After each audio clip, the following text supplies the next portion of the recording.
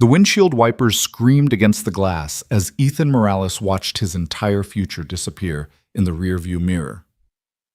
A woman in a $3,000 suit stood ankle-deep in mud beside her stranded Mercedes, and in that split second he made the choice that would cost him everything, or give him everything he never dared to dream of. This is the story of how one missed interview became the most important meeting of his life. Stay with me until the end and drop a comment about which city you're watching from. I love seeing how far these stories travel. The rain came down like bullets that October morning, each drop exploding against the cracked windshield of Ethan Morales' 1998 Ford pickup. The truck wheezed and rattled as it climbed the hill on Route 47, its worn tires fighting for grip on the slick asphalt. Ethan's knuckles were white on the steering wheel, not from the treacherous conditions, but from the weight of what this morning meant. In exactly 37 minutes, he had an interview at Hayes Global Industries, the kind of opportunity that didn't come twice for guys like him. Guys with community college degrees and resumes full of warehouse jobs. Guys raising 8-year-olds alone in apartments where the radiator clanged all night, and the landlord's eviction threats came as regularly as the mail. His phone duct-taped to the dashboard because the holder had broken months ago lit up with a reminder interview, 9:00 a.m., Hayes Global, downtown tower. He'd programmed it to alert him every 5 minutes for the past hour, paranoid that somehow he'd forget the most important appointment of his life. "You got this, Morales," he muttered to himself, practicing his handshake with one hand while steering with the other. "My name is Ethan Morales, and I'm here to hold—" That's when he saw her. The Mercedes-Benz S-Class, the kind of car that cost more than he'd made in the last 5 years combined, sat at an awkward angle on the shoulder, its rear wheels buried deep in the muddy runoff ditch that ran alongside the highway. Even through the rain-blurred windshield, he could see the woman standing beside it, her navy blue power suit already darkening with rain, her hands gesturing wildly as she screamed into her phone. Ethan's foot hovered over the brake pedal. Every instinct told him to keep driving. The digital clock on his phone showed 8:23 a.m. Downtown was still 20 minutes away in good conditions, and these were anything but good conditions. If he stopped now. But then he thought of Mrs. Chen, his elderly neighbor, who'd watched Marcus for free last Tuesday when he couldn't afford the after-school program. He thought of Tommy at the auto shop, who'd replaced his brake pads on credit when he'd been dead broke in September. He thought of all the times someone had extended a hand when he'd needed it most. "Damn it," he whispered, already knowing what he was going to do. The truck's brakes squealed as he pulled over the sound cutting through the rain's percussion.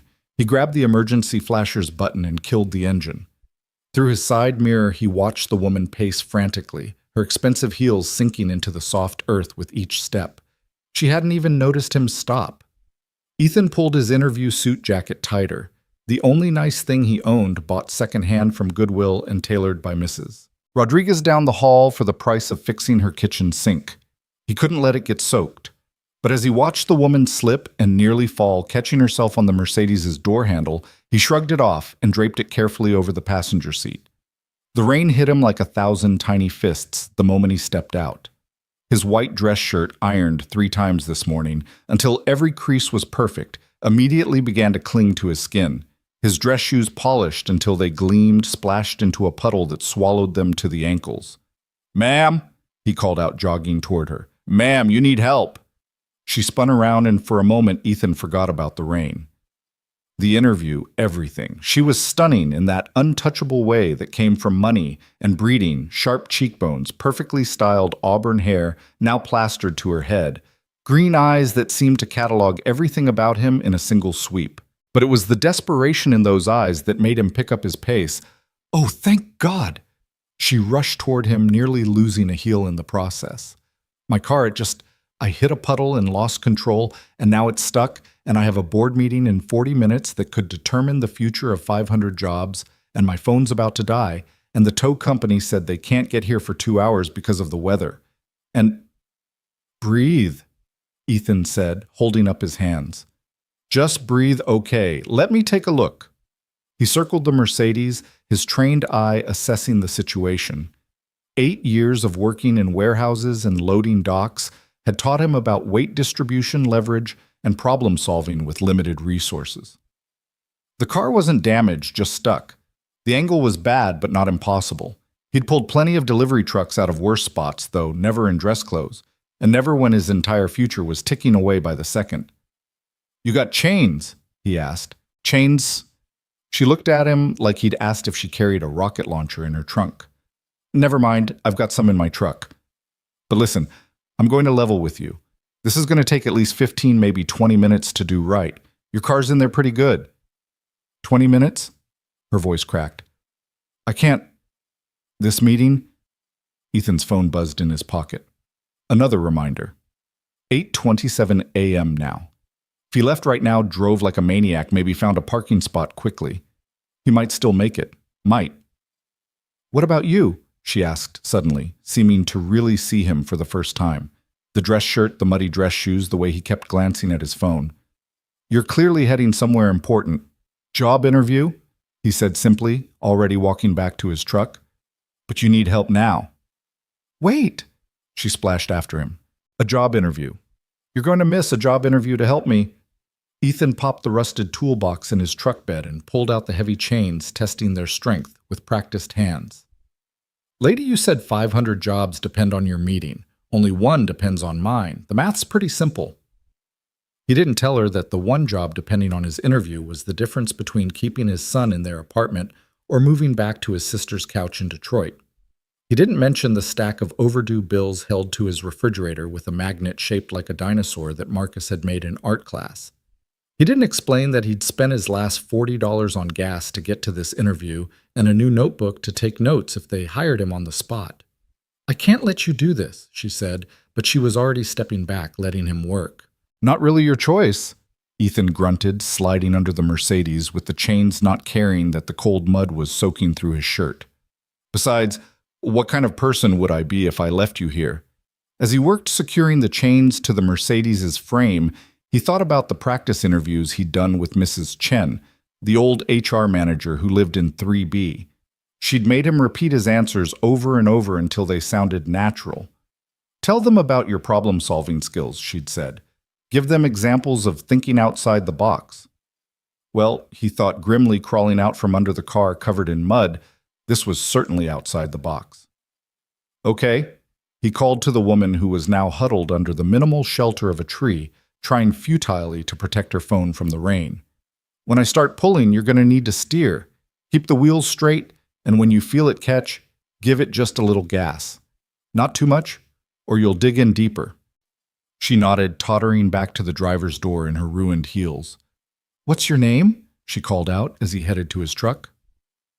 "Ethan," he replied, not seeing the point in last names. After today, they'd never see each other again. "I'm Alexandra," she said. "And Ethan. Thank you. Whatever happens with your interview, any company would be lucky to have someone like you." He almost laughed at that. Someone like him. She had no idea what someone like him was: a high school graduate who'd gotten his girlfriend pregnant at 19, married her at 20, lost her to a drunk driver at 24, and had been scrambling to hold it together ever since. Someone who read mechanical engineering textbooks from the library at night after Marcus went to bed, dreaming of a degree he'd never afford. Someone who fixed neighbors' cars for grocery money and picked up every extra shift he could get, even if it meant seeing his son only at breakfast and bedtime. The Ford's engine roared to life, and Ethan carefully took up the slack in the chains. The first pull did nothing but spin his wheels. He eased off, let the truck settle, then tried again. This time, he felt the Mercedes shift slightly. "Give it a little gas," he shouted over the rain. The Mercedes's engine purred a smooth, expensive sound that made his truck sound like a dying animal in comparison. Inch by inch, with Ethan's truck straining and smoking, the luxury car began to emerge from the ditch. Mud flew everywhere, coating both vehicles, but finally, the Mercedes lurched free onto solid ground. Alexandra emerged from the car, laughing and crying at the same time, her composure completely shattered. "Oh my God, you did it! You actually did it!" Ethan was already unhooking the chains, his movements efficient despite his shaking hands. 8:44 a.m. It was over. Even if he left right now, he'd never make it. The interview he'd prepared for stressed over pinned all his hopes on gone. "Here," Alexandra said, pulling a wallet from her purse. "Please let me." Keep it, Ethan said flatly, tossing the muddy chains into his truck bed. I didn't do it for money. But your interview is gone. He couldn't keep the bitterness out of his voice. They were very clear about being on time. Hayes Global doesn't give second chances. Alexandra's face went white. Hayes Global. You had an interview at Hayes Global. Logistics coordinator position. Been preparing for 3 weeks. He slammed the toolbox shut harder than necessary. Look, you should get going. You're meeting those 500 jobs. Ethan, wait. But he was already in his truck, the engine turning over with a reluctant cough. He couldn't stand here and watch her drive away in her $100,000 car to her important meeting while his chance at a better life disappeared like the exhaust fumes in his rearview mirror. He had to at least try, even if it was hopeless. The drive to downtown was a blur of rain and regret. Every red light felt like a personal insult, every slow driver a deliberate obstacle. His phone rang twice, probably Marcus's school, calling about the field trip money he didn't have, but he ignored it. One crisis at a time. He found a parking spot 4 blocks from the Hayes Global building and ran through the rain, his dress shoes squelching with every step. By the time he burst through the revolving doors into the pristine marble lobby, he looked like he'd been swimming in his clothes. The security guard actually stepped forward, hand on his radio, before Ethan held up his hands. I have an interview, he gasped. 9th floor. I'm late, but... The guard's expression shifted from suspicion to pity. Buddy, you might want to... He gestured at Ethan's appearance. Ethan caught his reflection in the polished wall and almost laughed. His white shirt was transparent with rain and stained with mud. His pants were soaked through. His hair was plastered to his head, and there was actual mud on his face. He looked like he'd been in a fight with the earth itself and lost. But he'd come this far. The elevator ride felt eternal. Other passengers edged away from him, avoiding the puddle forming at his feet. When the doors opened on the 9th floor, revealing a pristine reception area with abstract art and leather furniture that probably cost more than his truck, Ethan almost turned around. But then he thought of Marcus, of the disappointment in his son's eyes, when he had to explain why they couldn't afford the new soccer cleats everyone else had. The receptionist, a young woman with perfect makeup and an expression of barely concealed horror, looked up as he approached. I'm Ethan Morales, he said, trying to project confidence despite the water dripping from his chin. I had a 9 o'clock interview for the logistics coordinator position. She consulted her screen, though they both knew what it would say. Mr. Morales, I'm afraid the interview panel has already moved on to the next candidate. Mr. Davidson made it very clear that punctuality is essential for this position. If I could just explain... I'm sorry, sir. The decision has been made. We'll keep your resume on file. The words hit him like physical blows. We'll keep your resume on file, corporate speak for you'll never hear from us again. Ethan stood there for a moment, water pooling around his feet on the immaculate carpet, feeling the weight of every bad decision, every piece of bad luck, every moment that had led him to this point. Thank you for your time, he said quietly, and turned to leave. The elevator ride down was worse than the one up. Now he wasn't racing toward hope. He was descending back to reality.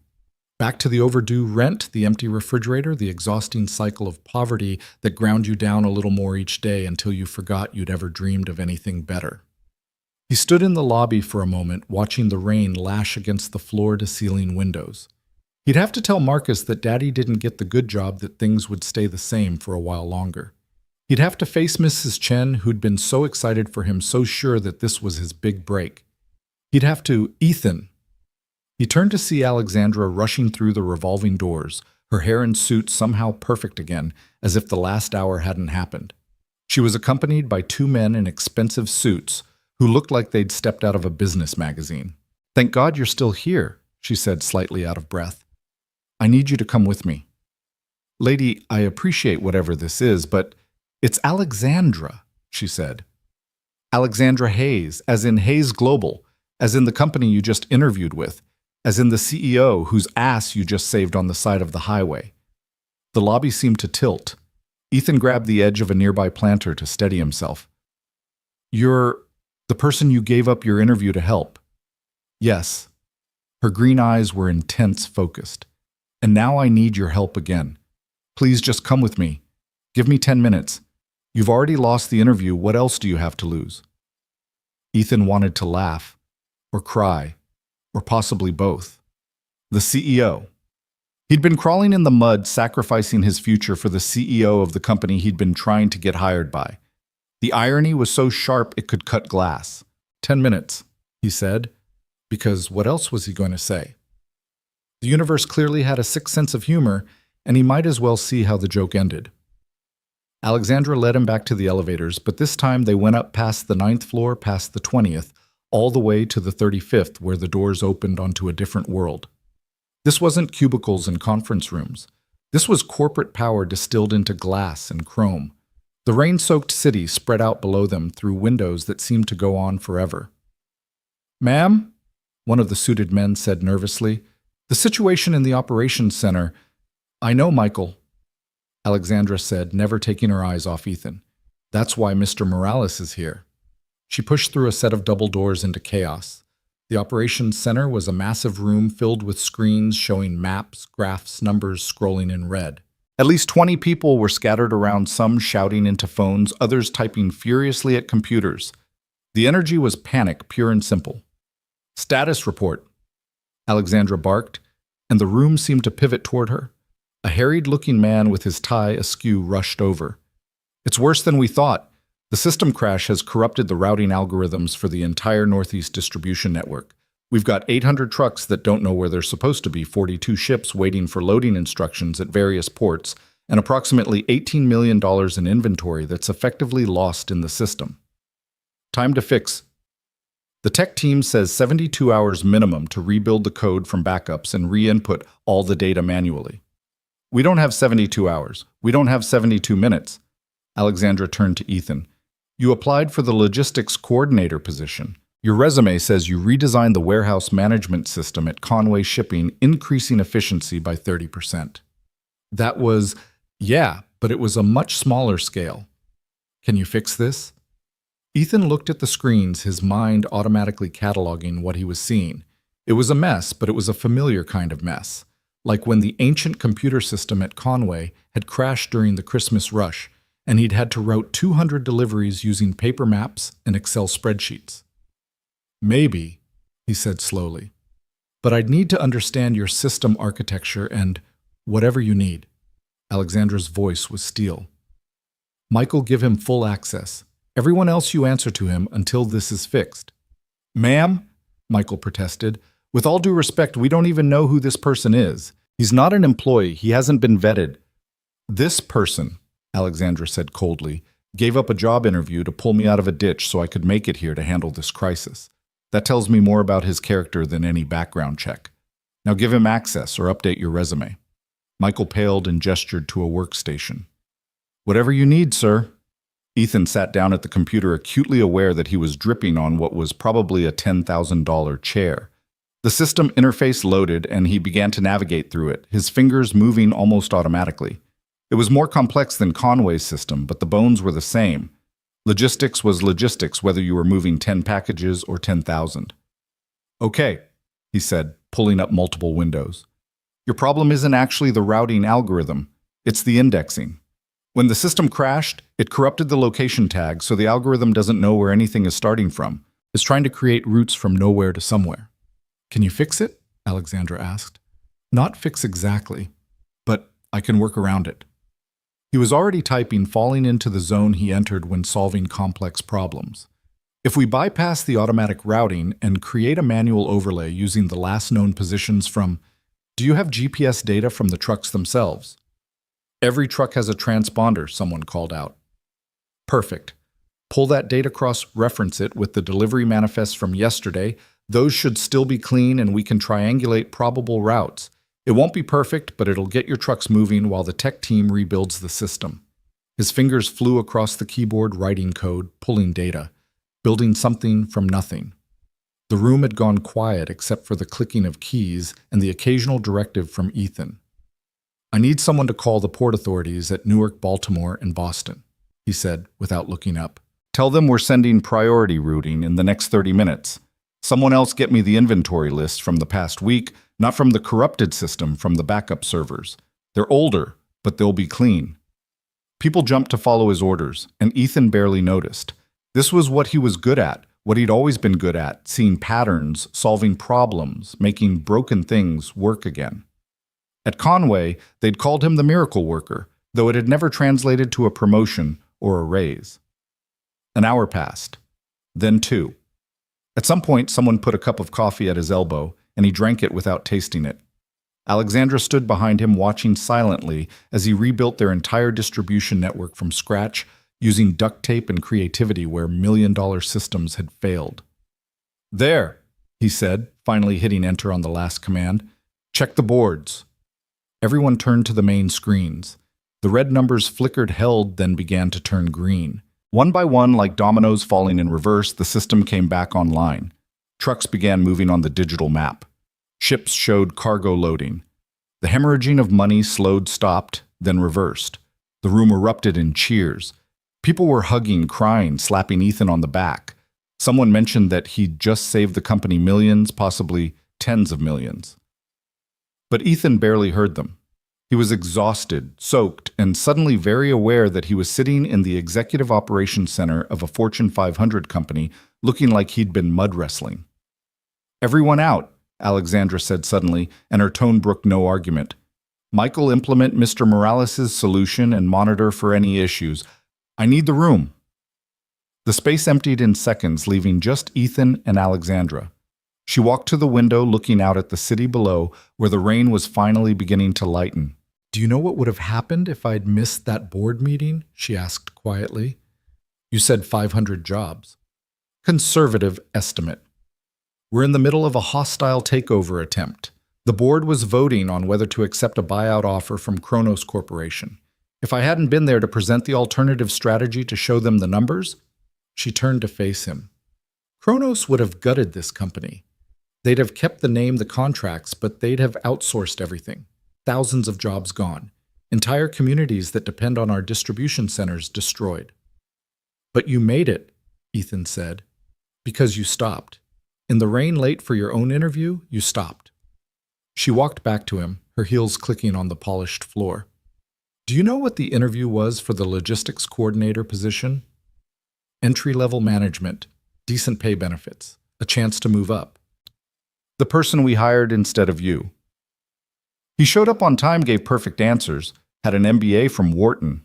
She smiled slightly. "He wouldn't have known where to start with the crisis you just solved. He wouldn't have stopped to help someone on the side of the road. He would have been perfectly punctual and perfectly useless." Ethan didn't know what to say to that, so he said nothing. "I'm offering you a job," Alexandra said. "Not logistics coordinator. Senior Director of Emergency Operations.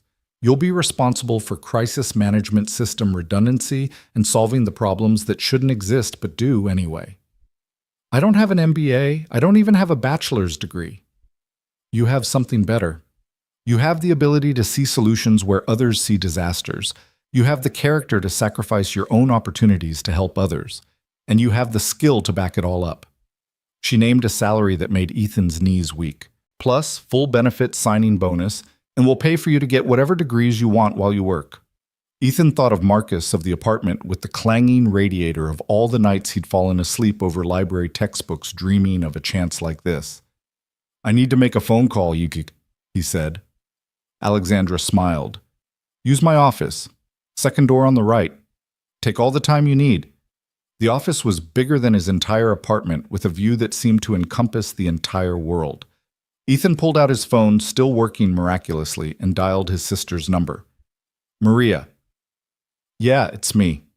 I need you to pick up Marcus from school today." "No, everything's fine. Everything's perfect.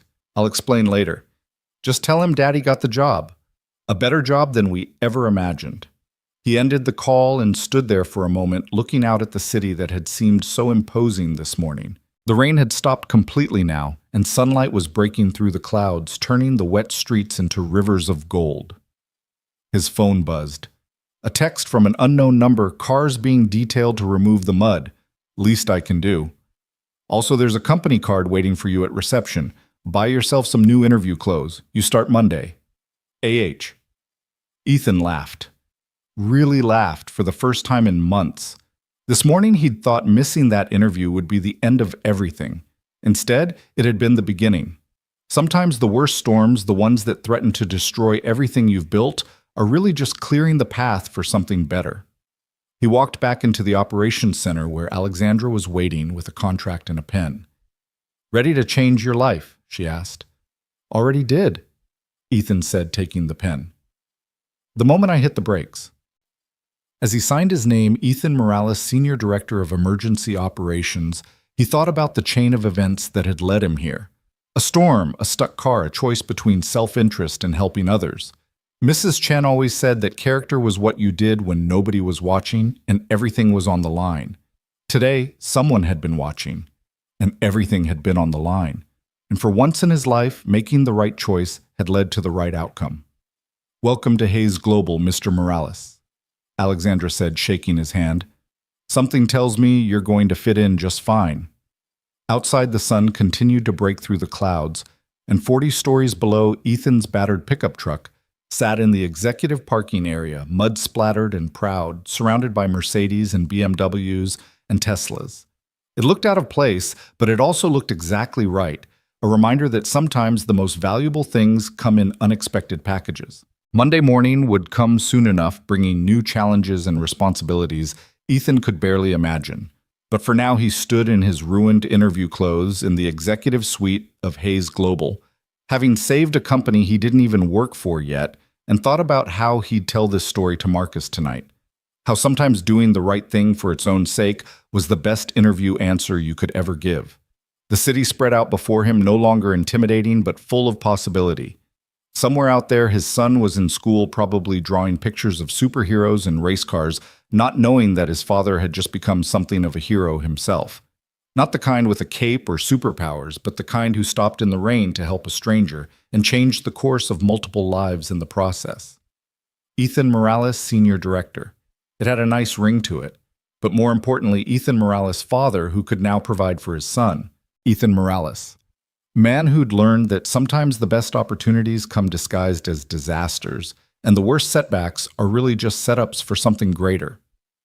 The storm had passed, the sun was shining, and for the first time in 4 years since that drunk driver had shattered his world and left him to pick up the pieces alone, Ethan Morales felt like he could breathe. The weekend passed in a blur of disbelief and preparation. Ethan had spent Saturday morning at the mall with Marcus, watching his son's eyes grow wide as they walked past the discount stores where they usually shopped and into actual department stores. "Dad, are you sure?" Marcus had asked, holding a pair of Nike soccer cleats like they were made of gold. "These aren't even on sale." "We're sure, buddy," Ethan had replied, ruffling his son's dark hair. "Dad got a really good job. Things are going to be different now." But as Monday morning arrived, bringing with it the reality of walking into Hayes Global as an executive rather than a hopeful applicant, Ethan felt the full weight of what he'd taken on. The new suit he'd bought, the first brand new suit he'd ever owned, felt stiff and foreign against his skin. The shoes were so polished he could see his reflection in them, a far cry from the work boots he was accustomed to. He dropped Marcus off at school early, his son practically bouncing in his new sneakers. "Tell everyone my dad's a director now," Marcus had shouted as he ran toward the building, his Batman backpack bouncing against his shoulders. The pride in his voice made Ethan's throat tight with emotion. The drive to Hayes Global was different this time. No panic, no racing against the clock, no desperate prayers for just one chance. Instead, there was a parking pass for the executive garage and a security badge waiting for him at the reception desk. The same receptionist who'd turned him away on Friday now smiled warmly and called him Mr. Morales as she handed over his credentials. "Ms. Hayes asked me to tell you she'll meet you in your office at 9, she said. 20th floor, suite 2012. The executive assistant assigned to you is already there. Her name's Patricia." The elevator ride felt surreal. Other employees nodded respectfully, some even murmuring, "Good morning, sir." Ethan wanted to tell them he was the same guy who'd been dripping mud in their lobby 3 days ago, but he simply nodded back, trying to project a confidence he didn't quite feel. Suite 2012 turned out to be a corner office, with windows on 2 walls offering a panoramic view of the city. It was 3 times the size of his apartment, with a leather couch, a conference table, and a desk that looked like it belonged in a museum. A woman in her 50s with silver hair and knowing eyes stood as he entered. "Mr. Morales, I'm Patricia Chen," she said. and Ethan's heart skipped. Before you ask, yes, I'm related to the Mrs. Chen in your building. She's my aunt. She called me Friday night, told me all about you, said you're the hardest working man she knows and that Hayes Global was lucky to have you. Your aunt, she's been incredibly kind to my son and me. Ethan managed, still processing the coincidence. She speaks very highly of you both. Now let's get you oriented. You have a department meeting at 10 lunch with the CFO at noon, and Ms. Hayes wants to see you at 3 to discuss the Rotterdam situation. The Rotterdam situation? Patricia's expression grew serious. One of our major distribution centers in the Netherlands. Complete system failure as of 6 this morning, their time. Similar to what happened here Friday, but potentially worse. It's why Ms. Hayes expedited your start date. Before Ethan could respond, Alexandra swept into the office, her presence immediately commanding the space. Today she wore a charcoal gray suit that probably cost more than Ethan's monthly rent. His former monthly rent, he corrected himself. "Patricia, give us the room," she said, though her tone was warm. Once they were alone, she studied Ethan with those penetrating green eyes. Having second thoughts? More like third and fourth thoughts, Ethan admitted. Ms. Hayes. Alexandra. We're colleagues now. Alexandra, he said, the name feeling strange on his tongue. I appreciate this opportunity, but I need you to know I've never managed people at this level. I've never dealt with international operations. I'm not sure I'm qualified. Do you know what qualified gets you? Alexandra interrupted, moving to the window. It gets you people who know how to fill out the right forms and say the right things in meetings. It gets you Michael Richardson, our previous director who had 2 master's degrees and 15 years of experience, and who also let our entire East Coast network collapse because he was too busy following protocol to see the obvious solution. She turned back to him. I didn't hire you because you're qualified. I hired you because when everything goes to hell, and in this business, it always does, you're the person who figures out how to fix it. The Rotterdam situation. 3 of our qualified people have been working on it for 6 hours. They've accomplished nothing except writing reports about why it can't be fixed quickly. And you want me to? I want you to do what you did Friday. Cut through the bureaucracy and solve the problem. She paused at the door. Oh, and Ethan, that interview suit looks good on you, but you might want to keep some work clothes here. Real crisis management tends to be messy. The department meeting at 10 was a trial by fire. 12 people, all with more experience and higher degrees than Ethan, sat around the conference table looking at him with expressions ranging from curiosity to barely concealed resentment. He recognized the type they were, the ones who'd played by all the rules, climbed the ladder rung by rung, and here he was catapulted over them because he'd changed a tire in the rain. So, said a man with rimless glasses and a Princeton tie clip, perhaps you could share your strategic vision for the department, Mr. Morales. It was a test Ethan knew, a way to expose him as the imposter they suspected he was. 6 months ago, he would have fumbled, tried to fake his way through with corporate buzzwords he'd memorized from library books. But Friday had changed something in him. He'd sat in that executive operations center and solved a problem none of them could solve. He'd earned this seat at the table.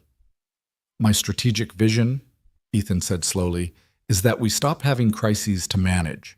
Every problem we've had in the last year I spent the weekend reviewing the files has been a predictable failure we could have prevented. We're so busy putting out fires that nobody's checking the smoke detectors. That's a rather simplistic, Princeton began. Is it? Ethan pulled up a chart on his tablet, mirroring it to the room's screen. This is your incident report log for the past 12 months. See the pattern. Every major failure happened during a shift change, a holiday weekend, or a system update. We know when we're vulnerable, but we don't prepare for it. We just react after it happens. A woman with red hair and sharp features leaned forward. You're suggesting predictive crisis management. I'm suggesting we stop being surprised by the obvious. Rotterdam right now. Let me guess. They did a system update over the weekend skeleton crew, and something went wrong that nobody caught until the Monday morning shift arrived. The room went quiet. Princeton cleared his throat. How did you know that? Because it's the same thing that happened here Friday, and probably the same thing that happened in Chicago last month, and Seattle the month before that. Ethan stood moving to the whiteboard. We're a logistics company running on a schedule everyone knows. Our vulnerabilities are predictable, which means our failures are preventable. He started sketching out a diagram, his hands moving with the confidence that came from years of solving problems on warehouse floors. We need redundancy teams specifically for high-risk periods. We need system updates staggered across regions, so we're never completely vulnerable. We need— Mr. Morales, the red-haired woman interrupted. What you're proposing would cost millions. And Friday cost us how much? Ethan countered. Not just in immediate losses, but in client confidence, in overtime to fix the problems. In potential lawsuits, if shipments containing medical supplies had been delayed. The room fell silent again, but this time it was contemplative rather than skeptical. The red-haired woman, Sarah Martinez, according to her nameplate, nodded slowly. You're right. We've been treating symptoms instead of the disease. Look, Ethan said, setting down the marker. I know most of you are wondering why I'm here. Why someone with no degree and no executive experience is suddenly running this department. The truth is, I'm wondering the same thing. But I've spent 10 years on warehouse floors loading docks and in distribution centers. I've seen how these failures actually play out at ground level. So maybe instead of questioning whether I belong here, we could work together to make sure these failures stop happening. Princeton took off his glasses, cleaned them, and put them back on. The Rotterdam situation. If you're right about the pattern, then their backup system should still have clean data from Friday afternoon. Exactly, Ethan said. We don't need to rebuild from scratch. We just need to bridge the gap between Friday's backup and Monday's reality. I have contacts at Rotterdam who could give us remote access, Sarah offered. If you really think you can fix this— Not me, Ethan corrected. Us. I'm going to need everyone in this room if we're going to solve this before the European markets close. The shift in the room was palpable. Suddenly, they weren't looking at him as an outsider, but as someone offering a solution. Laptops opened, phones emerged, and within minutes the conference room had transformed into a war room. The Rotterdam fix took 4 hours. 4 hours of intense collaboration with Ethan, directing traffic, while his team, and somewhere in those 4 hours they'd become his team, executed the solution. Princeton turned out to be brilliant at coding workarounds. Sarah had connections throughout Europe who could implement changes on the ground. Others brought their own expertise, and Ethan orchestrated it all, like a conductor leading an orchestra through a complex symphony. When the Rotterdam Distribution Center came back online at 2:47 p.m., their time just minutes before the market closed, the conference room erupted in exhausted celebration. Princeton actually shook Ethan's hand, his grip firm and respectful. That was impressive, he admitted. I've never seen anyone approach a problem quite like that. That's because I've never had a team this good to work with, Ethan replied, and he meant it. These people knew things he didn't have, skills he lacked. But what he brought was the ability to see through the complexity to the simple solution underneath, and the leadership to get everyone moving in the same direction. Lunch with the CFO had to be postponed. Nobody wanted to leave while Rotterdam was still in crisis, so Patricia had sandwiches brought in. Ethan found himself eating a turkey club, while simultaneously coordinating with teams in 3 time zones, and it felt more natural than any formal lunch meeting would have. At 3 o'clock, Alexandra appeared in the doorway. The conference room was a mess of empty coffee cups, whiteboards covered in diagrams, and exhausted but satisfied employees. She took it all in with one sweep of her eyes, and a small smile played at the corners of her mouth. Rotterdam's fully operational, she asked. As of 17 minutes ago, Sarah reported. All shipments are moving, no data loss, and the client notifications have gone out. We're estimating minimal impact on delivery schedules. Excellent. Alexandra's gaze found Ethan. My office, please. As Ethan followed her out, he heard Princeton say to Sarah, I take back what I said this morning. He's exactly what this department needed. Alexandra's office occupied the entire northeast corner of the 35th floor. It was less an office and more a command center with multiple screens showing real-time data from Hayes Global Operations worldwide. She gestured for him to sit in one of the leather chairs facing her desk. You handled that well, she said, pouring 2 cups of coffee from a service that probably cost more than Ethan's weekly grocery budget. Getting buy-in from that team isn't easy. Michael Richardson tried for 2 years and never managed it. They just needed to see that I wasn't here to make their lives harder, Ethan said, accepting the coffee. It was perfect, strong, rich, nothing like the break room coffee he was used to. Most of them are brilliant at what they do. They just needed someone to coordinate their efforts. Is that what you think your job is? Coordination? Ethan considered the question. No. My job is to make sure that when things break, and they will break, we fix them before they become disasters. And eventually to make sure they break less often. Good. Alexandra pulled up something on her tablet. Because I have something else for you to consider. We're acquiring a smaller logistics company, Henderson Shipping. They have excellent regional networks, but terrible systems integration. The board is concerned about the merger creating vulnerabilities. When's the acquisition scheduled? 6 weeks. Ethan whistled low. That's not much time for integration. Which is why I want you leading the transition team. It'll mean traveling to their facilities, working with their people, and essentially rebuilding their entire operational framework to mesh with ours. Alexandra, I've been here exactly 1 day. And in that day, you've solved 2 major crises and gotten the most stubborn department in the company to follow your lead. She leaned back in her chair. I know it's a lot to ask. It would mean long hours time away from your son. I wouldn't blame you if you wanted to settle in first, take things slowly. Ethan thought about Marcus, about the promises he'd made to spend more time with him now that things were better. But he also thought about proving himself, about securing their future, about showing everyone, including himself, that he deserved this chance. Can I bring my son with me sometimes, when the travel is on weekends? Alexandra's expression softened. Ethan, you're an executive now. You set your own schedule within reason. If you need to bring your son, bring him. If you need to work from home some days, do it. I hired you for your ability to solve problems, not to warm a chair for a set number of hours. Then yes, I'll lead the transition team. Excellent. Patricia will have the files sent to your office. Oh, and Ethan. She pulled out a black credit card and slid it across the desk. Corporate card. For travel client dinners and anything else you need for the job. Don't be shy about using it. It's a tool, not a perk. The weight of the card in his hand felt significant, like holding a key to a door he'd never thought he'd be allowed to open. Thank you for all of this. For taking a chance on... Stop, Alexandra interrupted. I'm not taking a chance. I'm making a strategic decision based on demonstrated performance. You saved this company millions of dollars before you even officially worked here.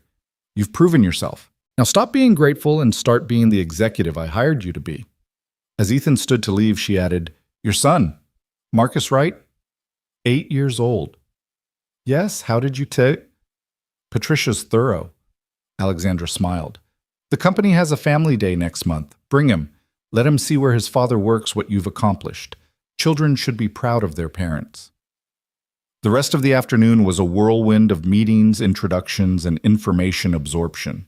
Ethan met with IT to understand the system's architecture, with legal to grasp the implications of the Henderson acquisition, with operations to learn the global network he was now responsible for protecting.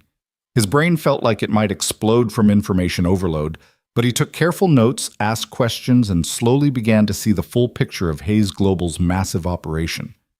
By 6 o'clock, the office had begun to empty, but Ethan remained at his desk studying the Henderson files. Their system was a mess, outdated software, no standardization across facilities, and critical vulnerabilities that made Friday's crisis look minor by comparison. It would take a miracle to integrate them smoothly in 6 weeks. You planning to sleep here? He looked up to find Sarah Martinez in his doorway, her jacket over her arm. Just trying to understand what we're up against with Henderson, he said, rubbing his eyes. Word of advice. She came in and perched on the edge of his desk, a familiarity that suggested acceptance.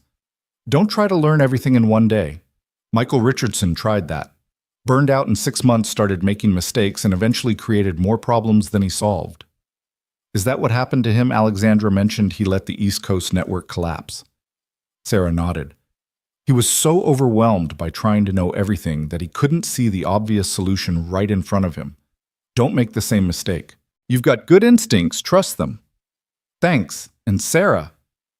Thanks for backing me up in there today with Princeton and the others. You earned it. She stood to go, then paused. You know, when we heard Alexandra had hired someone off the street, literally, we all thought she'd lost her mind. But seeing you work today, you think differently than the rest of us. You see solutions we miss because we're too educated to recognize simple fixes. Don't lose that. After she left, Ethan packed up his things, still marveling at the fact that he had an office to pack up from. As he walked to the elevator, he passed the night cleaning crew beginning their work. One of them, an older Hispanic man, looked familiar. "Carlos?" Ethan said, recognizing him from Conway Shipping. "Carlos Mendoza." The man's face lit up. "Ethan, chaos is a key. What are you doing here in a suit?" "I work here now. Started today." Carlos whistled appreciatively. "Moving up in the world, huh? Good for you, man. You always were too smart for that warehouse." They chatted for a few minutes, and Ethan made a mental note to find out more about the night crew's working conditions. These were the people who kept the building running, who made it possible for executives to walk into clean offices every morning. They deserved respect and fair treatment. The drive home felt different than any commute he'd ever had. He wasn't exhausted from physical labor, but his mind was spinning with possibilities, problems, and solutions. The radio played something about market volatility, and for the first time, Ethan understood how that might affect Hayes Global's shipping volumes. Marcus was at Mrs. Chen's apartment when he arrived doing homework at her kitchen table while she cooked something that smelled amazing. "Daddy!" Marcus jumped up, running to hug him. "Mrs. Chen's teaching me to make dumplings, and she said her niece works at your new company." "That's right, buddy. Small world, isn't it?" Ethan accepted a cup of tea from Mrs. Chen, who was beaming with pride. "Patricia called me," she said quietly, while Marcus went back to his homework. "Said you handled yourself like you'd been an executive for years. I knew you had it in you." "I couldn't have done any of this without your help, Mrs. Chen.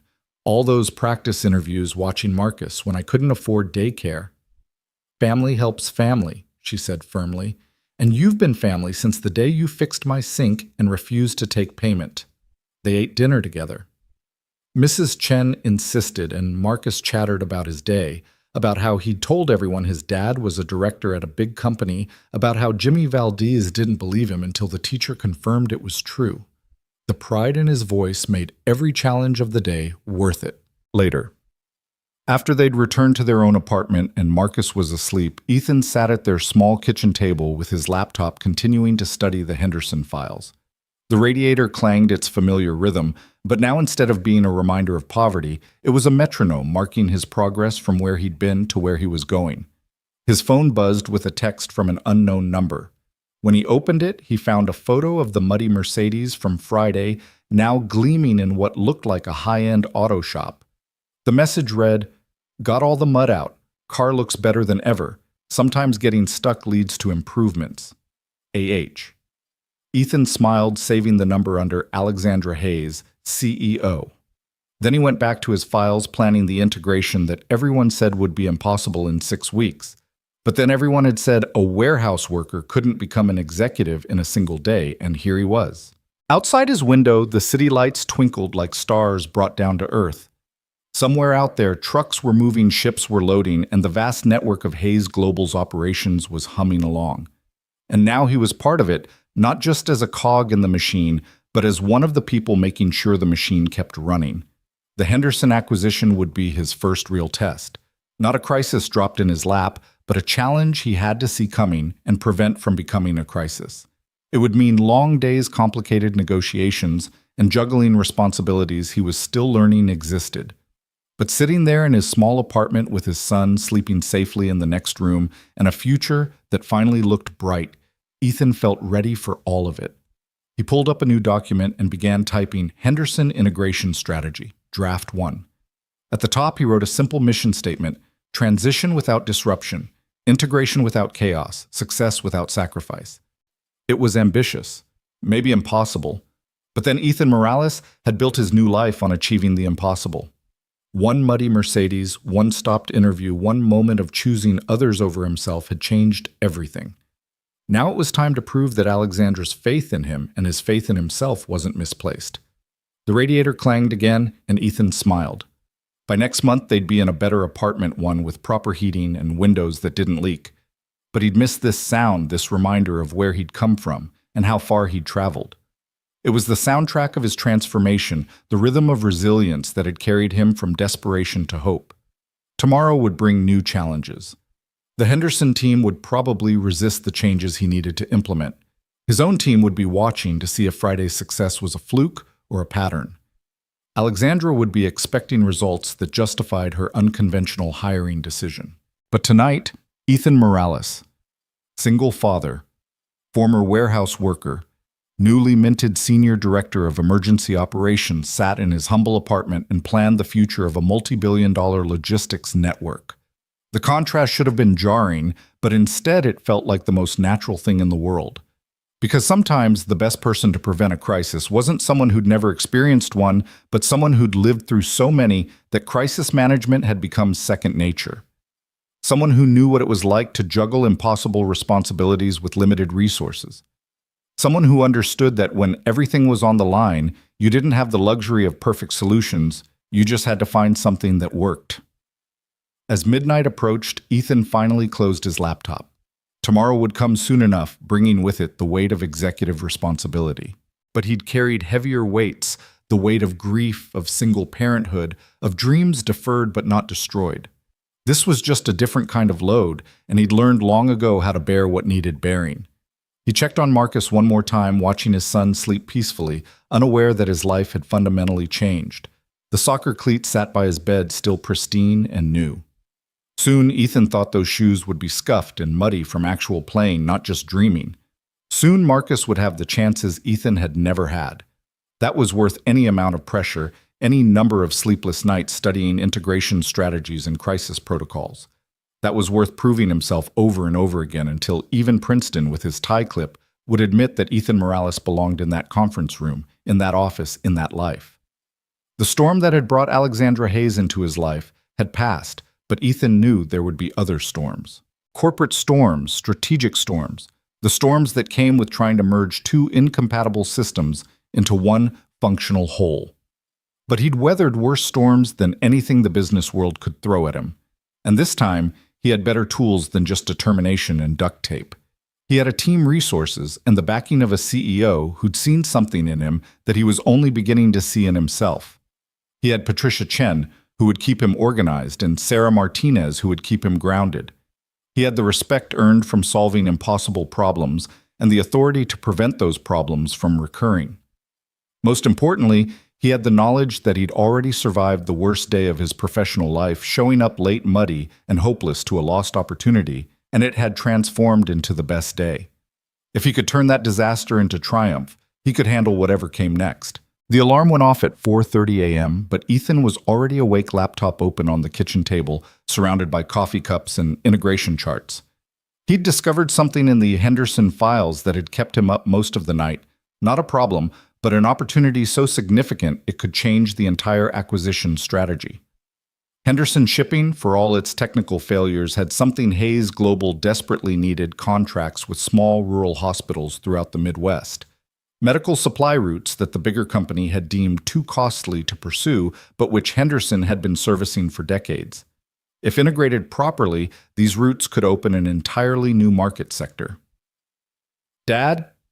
Marcus stood in the doorway, rubbing sleepy eyes. "Why are you up so early?" "Sorry, buddy, did I wake you?"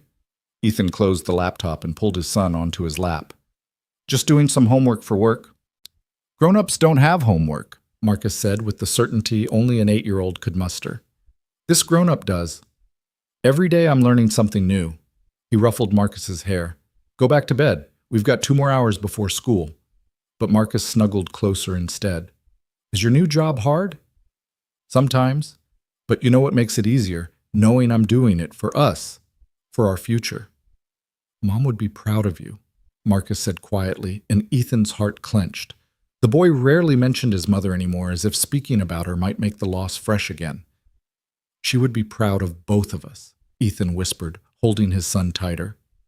After Marcus went back to bed, Ethan showered and dressed in his second new suit, still marveling at how different he looked in the mirror. The man staring back at him bore little resemblance to the desperate father who'd stood in this same bathroom just a week ago, wondering how he'd make rent. The drive to work in the pre-dawn darkness had become his thinking time. Today's challenge would be the first meeting with Henderson's executive team. They were flying in from Cincinnati, defensive and worried about their jobs, their autonomy, their company's identity being swallowed by the Hayes Global machine. Ethan had seen it before on a smaller scale, the fear that came with change, the resistance that could sabotage even the best-intentioned integration. He arrived at the office before 6, finding only the night security and cleaning crew still there. Carlos was emptying trash bins in the executive conference room. "Morning, Carlos," Ethan said, setting down his briefcase. "How's your daughter? Still at community college?" Carlos looked surprised that anyone, let alone an executive, remembered their previous conversations. "She's good, Mr. Morales. Actually, she just switched her major to logistics management. Says it's a growing field." "It is. Tell you what, have her send me her resume. We have a summer internship program, and I'd be happy to put in a word." The older man's eyes welled with tears. "You do that? Carlos, you work hard. You deserve to have doors open for your family. Email me her information." Ethan pulled out a business card, still feeling slightly surreal about having them. "My direct email's on there." By 7, the office was beginning to fill. Patricia arrived with his schedule and a warning: "The Henderson team isn't happy. Their CEO, Richard Henderson, specifically requested that Alexandra handle this meeting personally. He sees being handed off to you as an insult." He's probably right to be insulted," Ethan said, reviewing the files one more time. His company's being absorbed by a competitor, and instead of the CEO, he gets the new guy who nobody's heard of. I'd be angry too. "So, how are you going to handle it?" Ethan thought about all the times he'd been dismissed, overlooked, judged before being given a chance to prove himself. By showing him something he doesn't expect. The Henderson team arrived at 9 sharp 5 executives in identical Navy suits, moving like a defensive unit with Richard Henderson at the center. Henderson himself was in his 60s, silver-haired and stern-faced, with the bearing of someone who'd built his company from nothing and was watching it slip away. The Hayes Global team assembled in the main conference room: Ethan, Sarah Princeton, and 3 others from various departments. Alexandra made a brief appearance to welcome everyone, then departed with a meaningful look at Ethan that said, "This is your show." "Gentleman, lady," Henderson began before Ethan could speak, nodding to his one female executive. "Let me be clear. We're here because we have no choice. The board voted to accept your offer. But I'll be damned if I'll let you destroy what we've built over 40 years. "Good," Ethan said, and the room went silent. "That's exactly the attitude I want." Henderson blinked. "Excuse me. Mr. Henderson, I've spent the last 72 hours studying your company. You've built something remarkable. Roots nobody else would take, relationships with communities everyone else ignored, loyalty from drivers who've been with you for decades. I'm not here to destroy that. I'm here to make sure we don't." Ethan pulled up a presentation on the screen, but instead of the corporate PowerPoint, everyone expected it was a hand-drawn map, the kind Ethan used to sketch on warehouse walls. "This is your network," he said, pointing to the sprawling web of routes. "And this is ours." A second map appeared. "Look at the overlap, or rather, look at the lack of overlap. You go where we don't. You serve people we can't reach. You know what that makes you." "A redundancy," Henderson's CFO said bitterly. "Essential," Ethan corrected. "You're not being absorbed because you're failing. You're being integrated because you have something we need: access to markets we've been trying to crack for years." He clicked to the next slide, the rural hospital contracts he'd discovered during his late-night research. "These medical supply routes, you're barely breaking even on them, right?" Henderson nodded slowly. "It's a service we provide to the communities. My father started the company in one of those towns. We don't abandon our roots. And Hayes Global has the infrastructure to make those routes profitable without cutting service. Our volume discounts your relationships. We can maintain your commitment to those communities while actually making money doing it." "You're talking about keeping our roots intact." Henderson's operations director leaned forward. "I'm talking about expanding them. With Hayes Global's resources and your ground knowledge, we could have medical supply coverage for every rural hospital in the Midwest within 18 months. The room's energy shifted. Ethan could feel it the moment when defensiveness began to crack and curiosity crept in. "What about our people?" Henderson asked. "I've got drivers who've been with me 20 years, dispatchers who know every back road in Ohio. They're not just employees, they're family." This was the crucial moment. Ethan had anticipated this question, had thought about it while watching Marcus sleep, remembering his own fear of being expendable.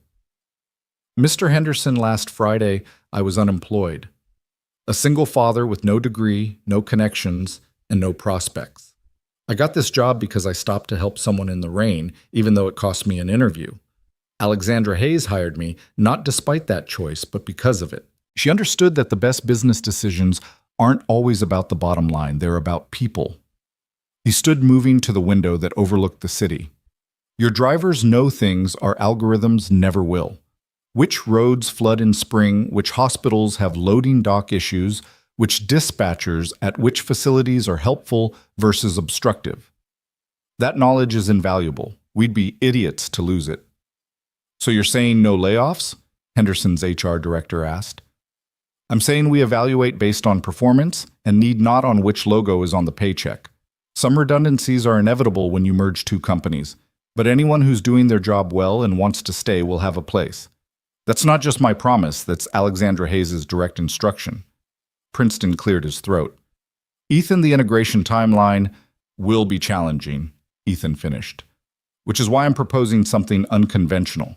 Instead of us imposing our systems on Henderson, we run parallel operations for the first month, learn from each other, find out what works best from both companies before we integrate. That would be expensive, Sarah pointed out, though her tone suggested she wasn't entirely opposed. Not as expensive as a failed integration, not as expensive as losing 40 years of community relationships and driver knowledge. Ethan turned back to Henderson. I'm not asking you to trust me. I'm asking you to work with me. Show us what you do better than anyone else, and we'll give you the resources to do it even better. Henderson was quiet for a long moment, studying Ethan with eyes that had seen plenty of corporate promises broken. You said you were unemployed last Friday. What were you before that? Warehouse supervisor at Conway Shipping. Before that, loading dock at Peterson Freight. Before that, anywhere that would hire a 24-year-old widower with a baby and a high school diploma. You came up from the floor, Henderson said, and it wasn't a question. Every rung of the ladder. I've driven trucks loaded cargo, dealt with angry customers at 3 a.m. I know what it's like to have some executive who's never done the job tell you how to do it better. Henderson's weathered face cracked into the first smile since he'd arrived. 30 years ago I was driving one of my own trucks, got stuck in a snowstorm outside of Indianapolis, thought I was going to lose my whole load of medical supplies. Another driver stopped, helped me get unstuck, followed me to make sure I made my delivery. That driver worked for Hayes Global. The room went still. I never forgot that, Henderson continued. When Hayes made their first acquisition offer 5 years ago, I said no, partly because I remembered that driver, and I couldn't believe the same company that employed him would honor what we'd built. But maybe I was wrong about that. The rest of the meeting transformed from negotiation to collaboration. Henderson's team began sharing their challenges, outdated software maintenance costs on an aging fleet, difficulty competing with larger companies for contracts. Ethan's team responded with solutions, resources, possibilities. By lunch, they'd sketched out a preliminary integration plan that preserved Henderson's core identity while leveraging Hayes Global's infrastructure. Alexandra appeared as the meeting was concluding, having somehow timed her arrival perfectly. Mr. Henderson, I trust Ethan has addressed your concerns. He has, Henderson said, shaking Ethan's hand with a grip that spoke of years of manual labor. You've got a good man here, Ms. Hayes. Don't let the suits ruin him. I have no intention of that, Alexandra replied. In fact, I'm hoping he ruins a few suits himself. The corporate world could use more people who understand what actually happens on the ground. After the Henderson team left for their hotel, Alexandra asked Ethan to walk with her. They ended up on the building's roof garden, 35 floors above the city, where the October wind carried hints of winter. You handled that brilliantly, she said, looking out over the skyline. Henderson's been resistant to acquisition for years.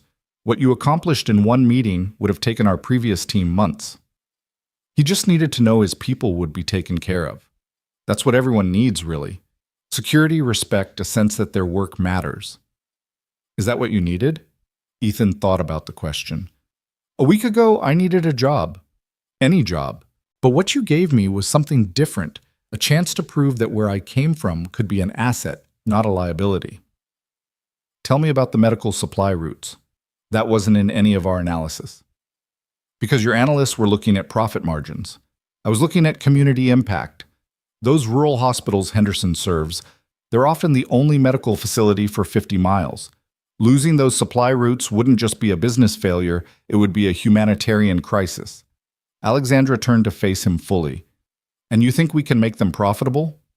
I know we can. Economy of scale optimized routing shared warehouse facilities. We could cut costs by 30% without reducing service. Maybe even improve it. Write it up. Full proposal. I want to see numbers, projections, implementation strategy. If it's as promising as you think, we'll present it to the board next month. Next month. But that's when we're having the company family day. Bring your son, let him see you present to the board. Let him see his father changing lives. The weight of that settled on Ethan's shoulders. Presenting to the board of directors with Marcus watching, the kid who'd grown up thinking success meant having a job with benefits would see his father speaking to people who controlled billions in assets. The afternoon flew by in a blur of spreadsheets and strategy sessions. Sarah worked with him on the financial projections, her expertise filling the gaps in his knowledge. Princeton helped with the technical integration requirements, his initial skepticism replaced by genuine enthusiasm for the project. You know, Princeton said as they worked through routing algorithms, I owe you an apology. When you first arrived, I thought you were just Alexandra's charity case, someone she'd hired on a whim. Maybe I was, Ethan said, adjusting a calculation. But that doesn't mean I can't earn my place. You already have. The Henderson team was ready for war and you turned them into allies in 3 hours. That's not charity, that's talent. By 7 o'clock, Ethan's eyes were burning from staring at screens, but the proposal was taking shape. The numbers were better than he'd hoped, not just profitable, but potentially game-changing. If they could successfully integrate Henderson's rural network with Hayes Global's resources, they'd have a lock on medical logistics for the entire middle of the country. His phone buzzed with a text from Mrs. Chen. Marcus is doing homework and had dinner. Take your time. He's proud his daddy is working late on important things. That gave him another hour, which he used to call 3 of Henderson's biggest clients, rural hospital administrators he'd found in the files. He introduced himself, explained the acquisition, and asked what they needed from their medical supply company. Their answers were unanimous reliability, understanding of their unique challenges, and a partner who saw them as more than just small accounts.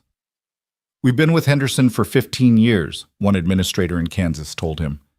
Richard always answers his phone even at midnight. His drivers know to use the back entrance when our main loading dock is blocked. They understand that when we order emergency supplies, it's literally life and death. Can Hayes Global promise that same level of service? We can promise better, Ethan said, and meant it. Henderson's commitment with our resources. Same drivers who know your facility, but with newer trucks and better tracking systems. Same personal service, but with the ability to source from multiple warehouses, if something's out of stock. If you can deliver on that, Mr. Morales, you'll have our continued business. After the calls, Ethan sat back in his chair looking out at the city lights. A week ago, he'd been nobody, another invisible worker, struggling to make ends meet. Now he was negotiating million-dollar contracts and reshaping how a Fortune 500 company thought about rural markets. The transformation was dizzying, but underneath it all, he was still the same person, someone who solved problems, who saw opportunities others missed, who understood that business was ultimately about people. His desk phone rang the internal line from the lobby. Mr. Morales, there's a woman here to see you. She doesn't have an appointment, but she says it's urgent. Her name is Jennifer Walsh. The name hit him like a physical blow. Jennifer was Lisa's sister, Marcus's aunt. She'd fought for custody after Lisa's death, claiming Ethan was unfit, too poor, too overwhelmed to raise a child alone. The courts had sided with him, but barely. She'd promised to keep watching, waiting for him to fail. Send her up, he said, his mouth suddenly dry. Jennifer arrived looking exactly as he remembered, polished, professional, radiating disapproval. She was a corporate lawyer, had always looked down on Ethan as not good enough for her sister, and had been proven right in her mind when he couldn't provide the life Lisa deserved. Ethan, she said, taking in his office with obvious surprise. This is unexpected. Jennifer, what brings you here? I heard about your new position, director at Hayes Global. Rather sudden, isn't it? I earned it, Ethan said evenly. What do you want? She sat without invitation, her posture rigid. I want to know if this is real, or if you're being set up to fail, because if this is some temporary situation that's going to implode and leave Marcus worse off than before.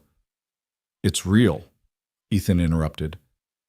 I have a contract, a salary that ensures Marcus will want for nothing, and the backing of the CEO herself. The CEO who hired you off the street. That doesn't sound stable, Ethan. It sounds like a whim that could be reversed just as quickly. Ethan's phone buzzed. A text from Alexandra. Heard you're still in the office. Stop by before you leave. Important news. Jennifer, I appreciate your concern for Marcus, but do you... Because from where I'm sitting, you've always put your pride before his welfare. Too proud to accept help, too proud to admit when you're in over your head.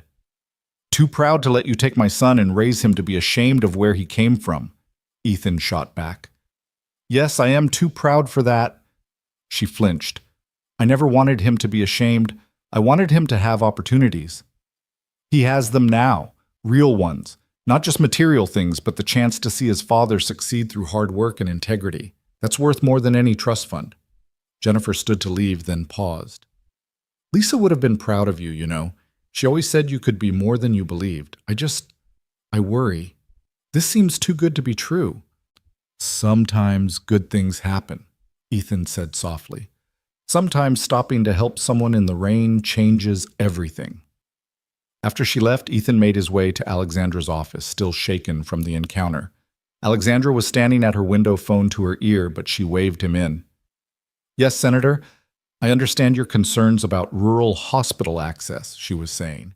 Actually, I have my Director of Emergency Operations here now, and we're developing a comprehensive plan to ensure no disruption in medical supplies during the integration. She put the call on speaker.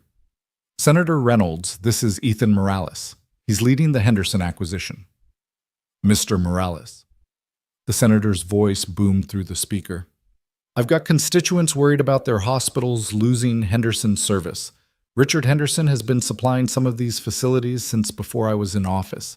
Can you guarantee continuity? Senator, I can guarantee improvement, Ethan said. Every Henderson route will be maintained, every driver who wants to stay will have a job, and within 6 months, we'll have reduced delivery times by 20% through optimized routing. And the personal touch. These aren't just numbers on a spreadsheet, Mr. Morales. These are communities that depend on knowing their supply chain is reliable. Senator, last week I was loading trucks myself. I know the difference between a spreadsheet and reality. Henderson's people know things our computers never will, and we're keeping that knowledge. We're just giving them better tools to use it. There was a pause, then the senator chuckled. You sound different from the usual corporate types, Mr. Morales. Alexandra, where'd you find this one? On the side of a highway in a rainstorm, Alexandra said, smiling at Ethan. The best hiring decision I've ever made. After the call ended, Alexandra poured 2 glasses of what looked like very expensive scotch. The senator's support is crucial for the acquisition. You just secured it. I just told the truth, which is surprisingly rare in these circles. She handed him a glass. Your ex-sister-in-law was here. How did you... Building security alerts me to any unusual visitors for my executives. Jennifer Walsh has a reputation as a fierce custody attorney. Should I be concerned? Ethan took a sip of the scotch, which burned pleasantly. She's always thought I wasn't good enough for Marcus. For years, she was right. Now, I don't know. Maybe she's worried I'll screw this up. Will you? Everyone keeps asking me that in different ways. You, Jennifer, even I ask myself. But here's what I know, I've already survived my worst-case scenario. Lisa dying, raising Marcus alone, barely keeping our heads above water. Everything else is manageable by comparison. Alexandra studied him for a moment. The board meeting next month. I want you to present the full Rural Medical Supply Initiative. Not just the Henderson integration, but a comprehensive strategy for serving underserved markets. That's significantly bigger than what we discussed. You're thinking too small, Ethan. You see the opportunity with Henderson, but there are a dozen other small regional carriers with similar profiles. If we can prove the model with Henderson, we could revolutionize medical logistics for rural America. The scope of it was staggering. Ethan set down his glass, his mind already racing through possibilities. We'd need a dedicated division, specialized training for urban drivers not familiar with rural routes, partnerships with local medical facilities. See, you're already solving it. Alexandra moved to her desk, pulling up something on her computer. I'm promoting Sarah Martinez to deputy director under you. You'll need someone with her financial expertise to make the numbers work. Princeton will handle technical integration. You'll have a team of 15 to start more as needed. This morning I was worried about one acquisition. Now you're talking about transforming an entire market sector. Because this morning you proved you could handle it. Henderson was never just about acquiring a company, Ethan. It was about testing whether you could see the bigger picture. You passed. As Ethan left the building that night, his head spinning with possibilities and responsibilities, he thought about the strange path that had led him here. A week ago, he'd been prepared to beg for an entry-level position. Now he was designing strategies that could affect healthcare access for millions of people. Marcus was asleep when he got home, but there was a drawing on the kitchen table. It showed two stick figures, one tall, one small, standing in front of a tall building. Daddy's work was written in careful 8-year-old handwriting. At the bottom, Marcus had added, "My dad is a hero." Ethan sat at the table staring at the drawing, and for the first time since Lisa's death, he felt like maybe, just maybe, he was becoming the man she'd always believed he could be. Not just surviving, but thriving. Not just providing, but leading. Not just working, but making a difference. Tomorrow would bring new challenges. The Henderson integration alone would test every skill he had and several he'd need to develop. The Rural Medical Supply Initiative was ambitious, bordering on impossible. Jennifer would keep watching, waiting for him to fail. The board presentation loomed like a mountain to climb, but tonight in his small apartment with his son's drawing in his hands, Ethan Morales felt something he hadn't experienced in years, genuine optimism.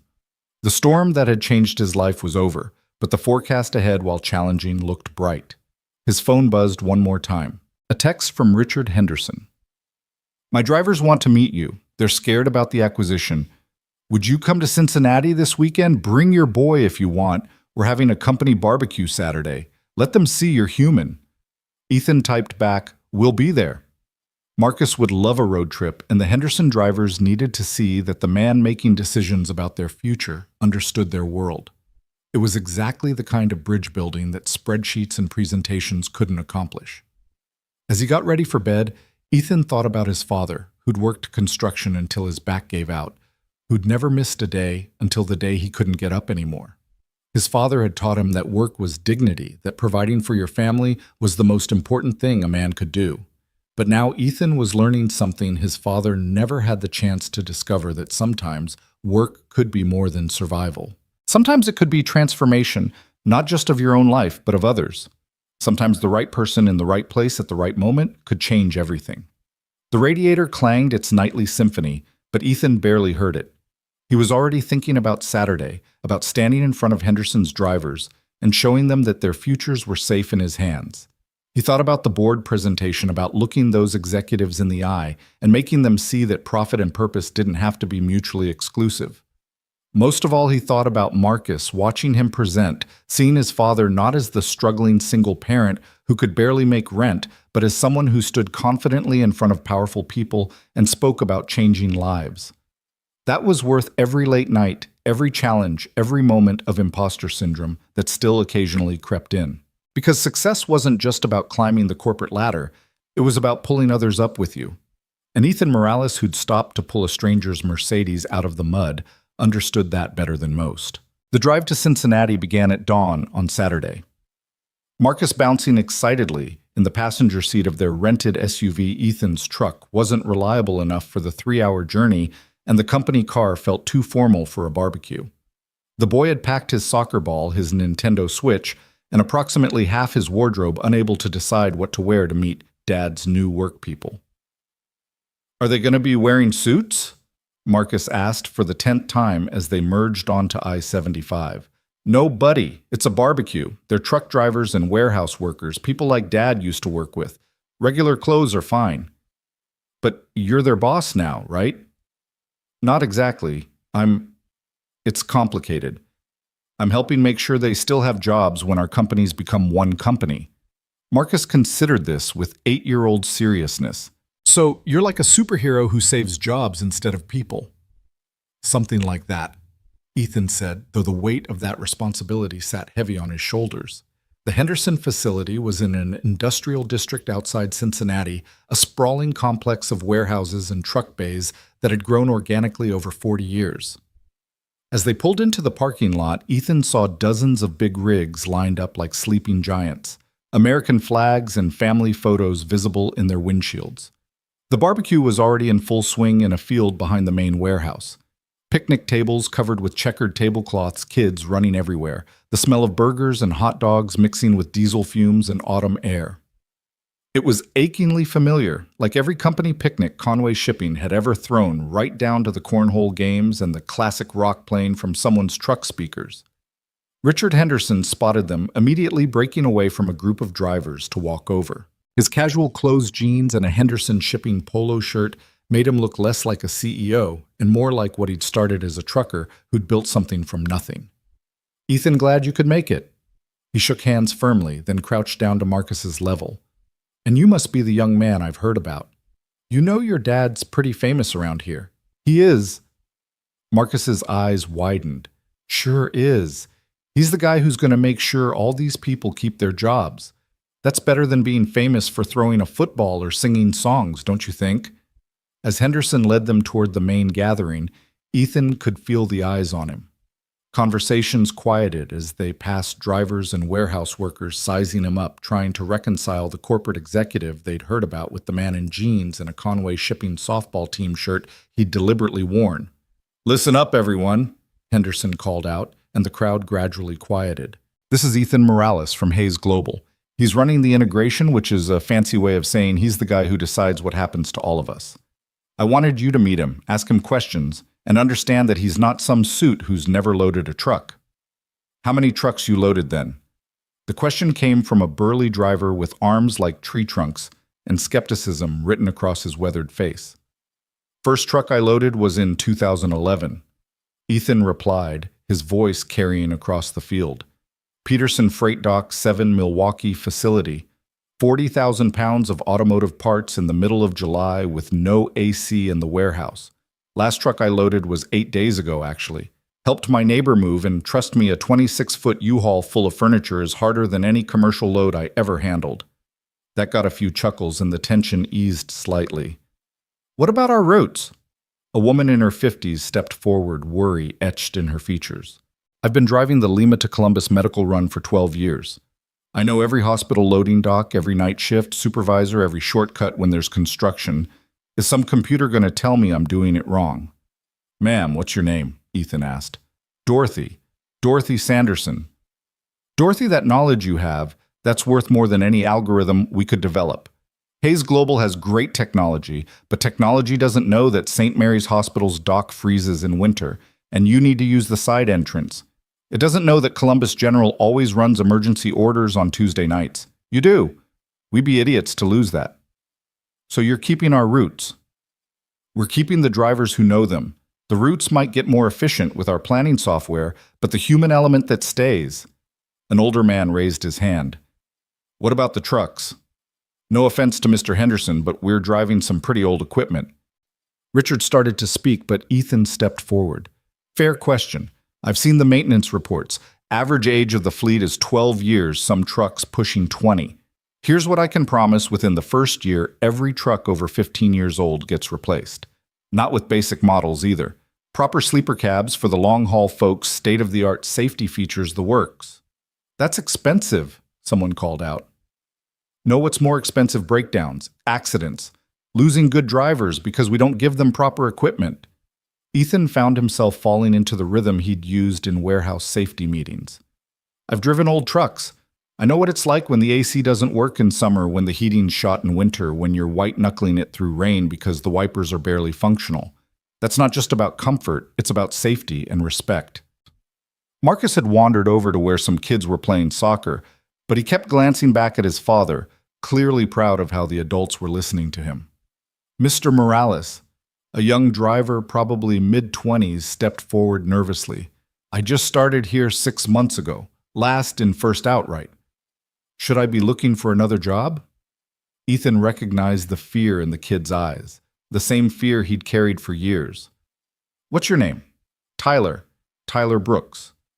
Tyler, you have any safety violations? Customer complaints? Problems with your logs? No, sir. Clean record.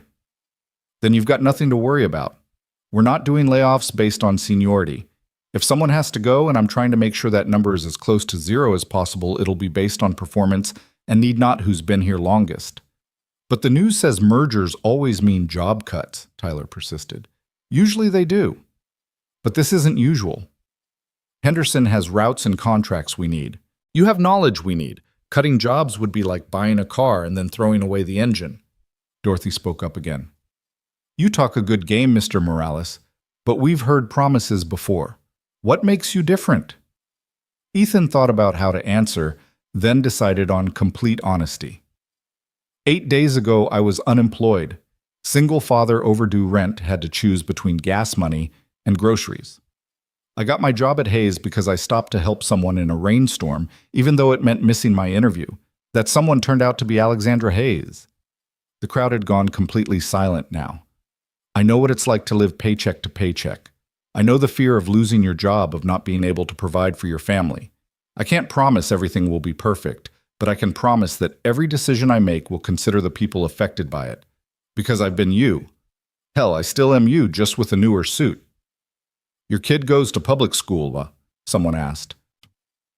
Marshall Elementary, same one I would have gone to if we'd stayed in Cincinnati. He's on the free lunch program, actually.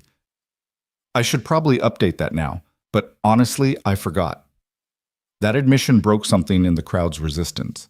These were people who understood forgetting to update paperwork, who knew what free lunch programs meant, who recognized one of their own, even if he was wearing a different uniform now. The questions continued for another hour, ranging from technical concerns about system integration to worries about health insurance changes. Ethan answered them all, sometimes admitting he didn't have all the answers yet, but promising to find them. Marcus had joined the soccer game fully, now showing off the moves he'd learned at the YMCA, and Ethan felt a profound sense of rightness about the whole scene. As the sun began to set, Richard pulled Ethan aside. You did good today. They trust you, and that's not easy to earn. But they trust that I understand their world. Whether I can deliver on the promises, that's what matters. You know, when I started this company, it was just me and one truck. Built it up over 40 years, and now I'm watching it get absorbed by a corporation. Should break my heart, but watching you talk to my people, maybe this is how it was supposed to go. It doesn't have to be an ending, Richard. It can be an evolution.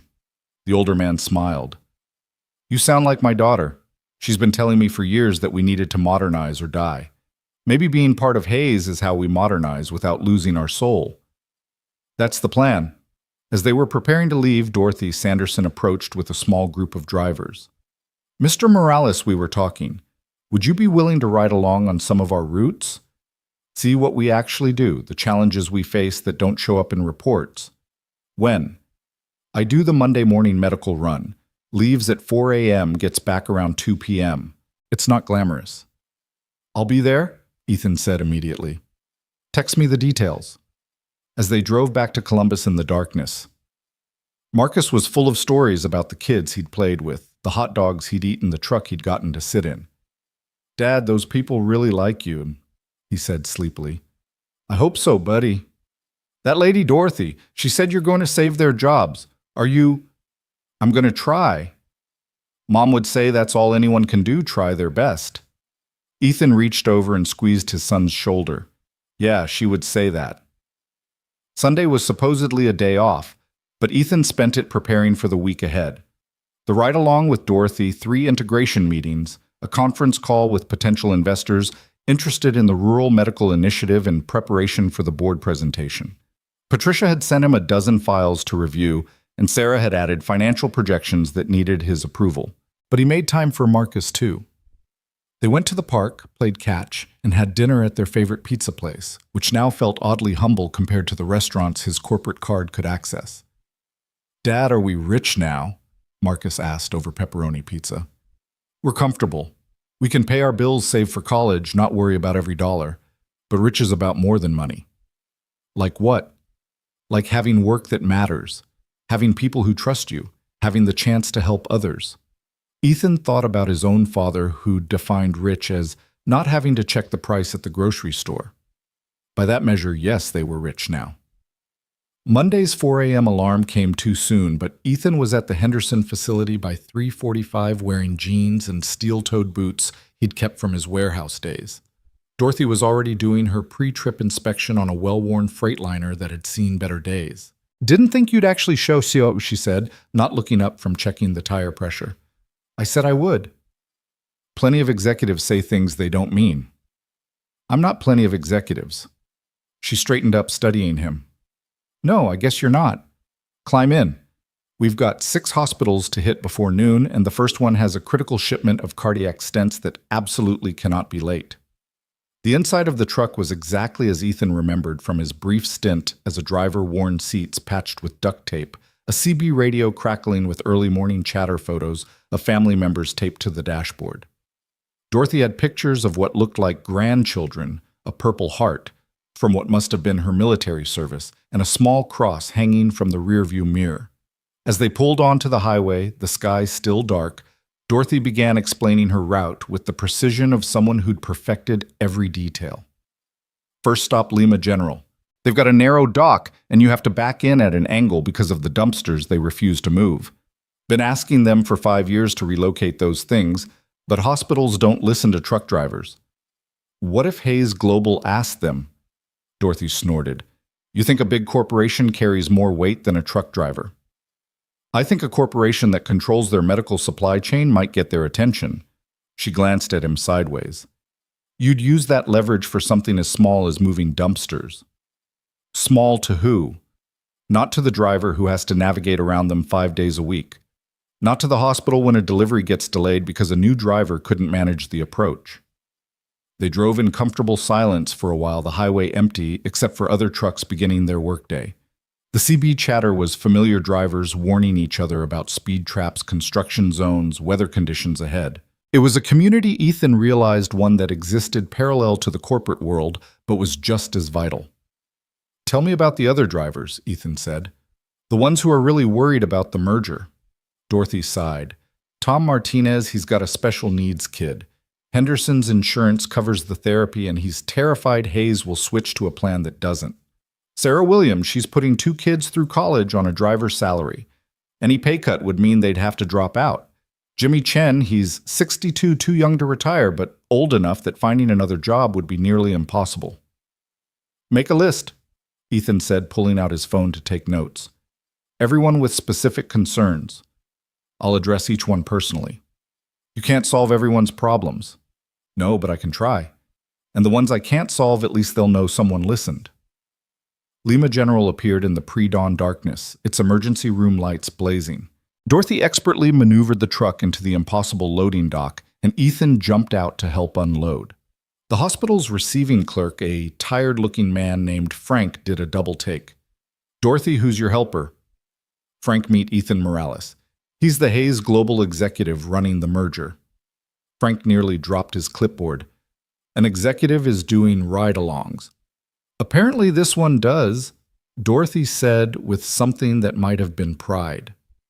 The physical work of unloading medical supplies was harder than Ethan remembered, his executive life having softened him slightly. But muscle memory kicked in. Lift with your legs pivot from your hips. Always check the weight before committing to the lift. By the 3rd hospital, he was sweating through his shirt despite the cool morning air. You're keeping up better than I expected, Dorothy admitted as they pulled into Columbus General. I've loaded trucks in worse conditions. July in Phoenix, no AC in the warehouse, 100-pound boxes of machine parts. Why'd you leave that life? I didn't choose to at first. Got promoted to supervisor, then manager, worked my way up. But I never forgot what the actual work felt like. Too many executives do. At Columbus General, they encountered a problem. The shipment of insulin was supposed to be refrigerated, but the cooling unit on Dorothy's truck had failed somewhere between hospitals. Shit, Dorothy muttered, checking the temperature gauge. It's borderline. Might still be good, But if they reject it, they have to reject it, Ethan said. Patient safety comes first, but here's what we're going to do.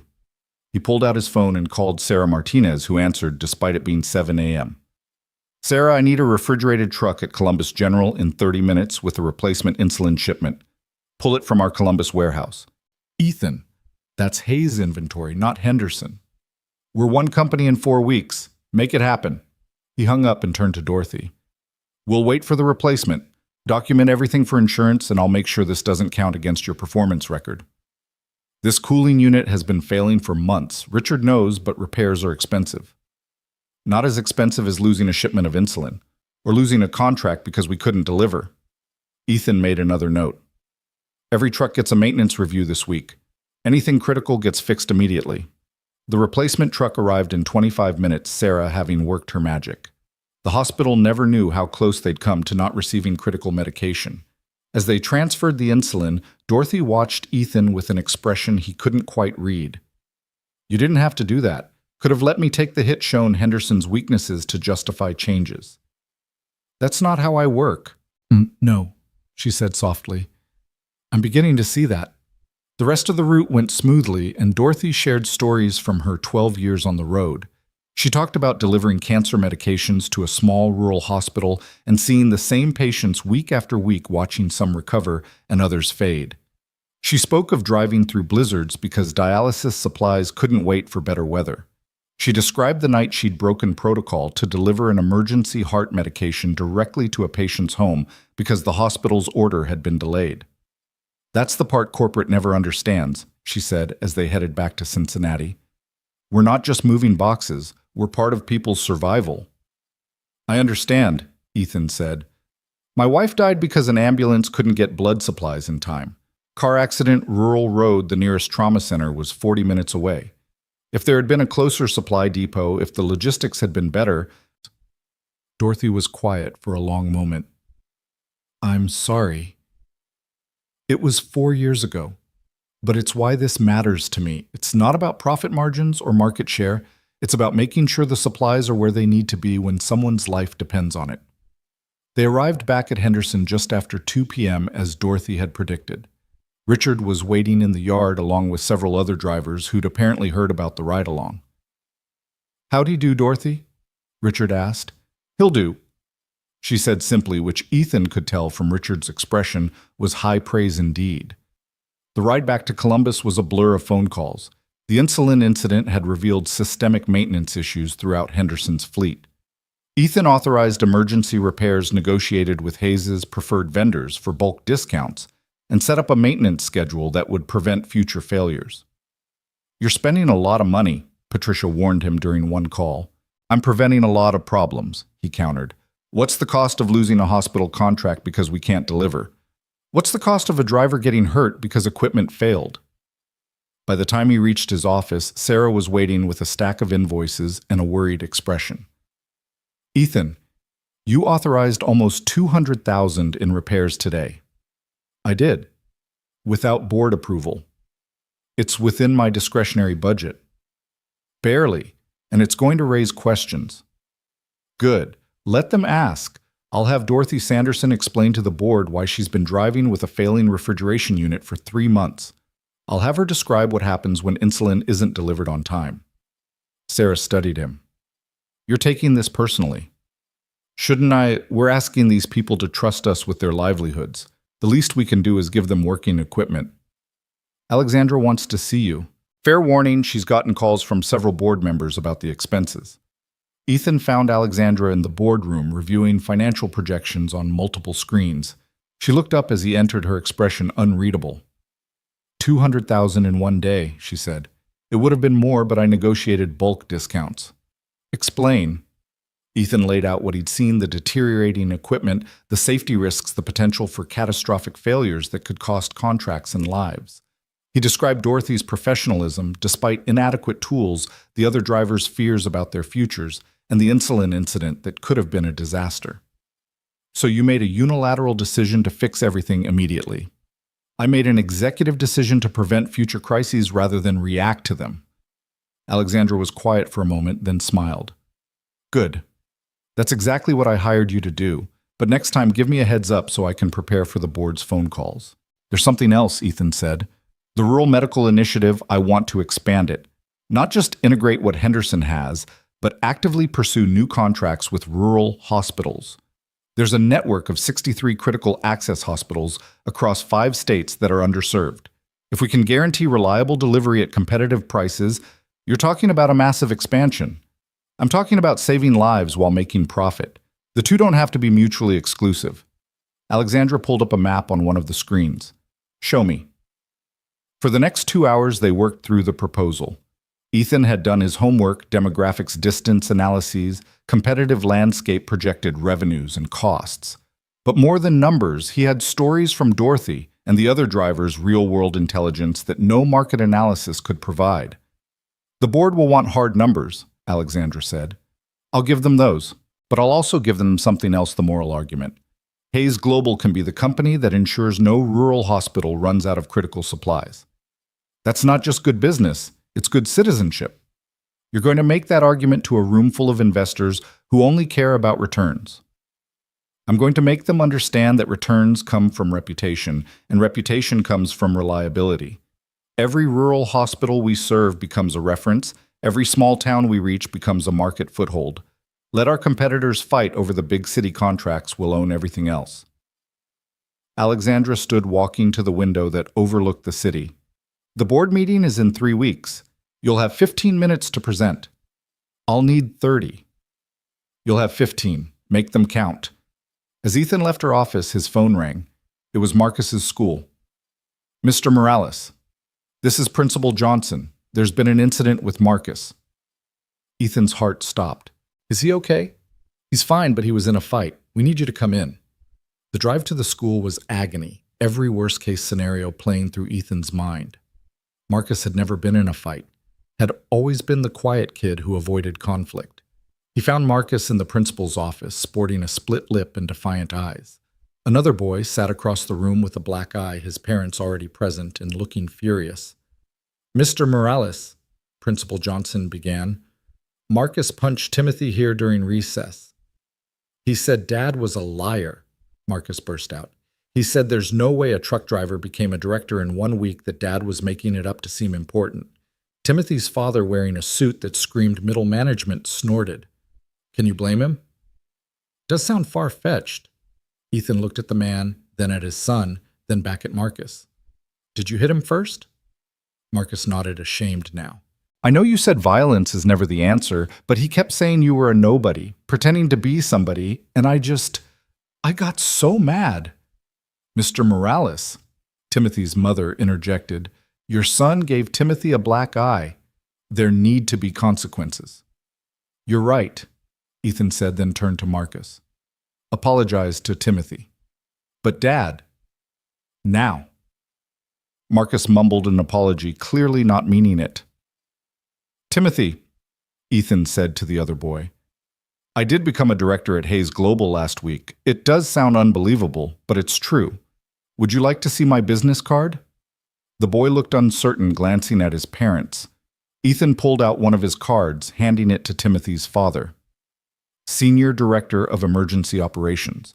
You can call the main number and verify if you'd like. The man's face went through several expressions before settling on embarrassment. That's not necessary. Marcus was wrong to hit your son, Ethan continued. Violence is never the solution to words, no matter how hurtful. But perhaps Timothy could also apologize for calling me a liar. After awkward apologies all around and a stern warning from the principal, Ethan walked Marcus to the car in silence. Once inside, he finally spoke. You want to tell me what really happened? Marcus's tough facade crumbled. It wasn't just Timothy. A bunch of kids were saying we were poor, that we lived in a bad apartment, that you couldn't really have an important job. And I knew it was true, the poor part I mean, but also not true anymore, and I didn't know how to explain it. And Timothy just kept pushing and pushing. And you snapped. Yeah. Ethan pulled into a parking lot and turned to face his son. Marcus, we were poor. That's not shameful. It's just fact. We're not poor now, but that could change. Jobs can be lost. Situations can shift. What matters isn't what people say about where we come from, but who we choose to be. You chose to help that lady in the rain. And that choice changed everything. But even if it hadn't, even if I'd missed that interview and we were still in the same situation, would that make us less valuable as people? Marcus thought about it. No. No. Timothy's parents probably have more money than we do even now. Does that make them better than us? They seemed kind of mean. They were protecting their son just like I protect you. But Marcus, you can't fight everyone who says something you don't like. You know what the best revenge is? What? Success. Living well. Being happy. And at the board meeting next month when you're there watching me present to some of the most powerful people in the business world, Timothy, and everyone else will see that sometimes impossible things happen. I can really come. Ms. Hayes specifically invited you, but only if you promise no more fights. I promise. That evening, while Marcus did homework with extra focus, his punishment was no video games for a week. Ethan worked on his board presentation.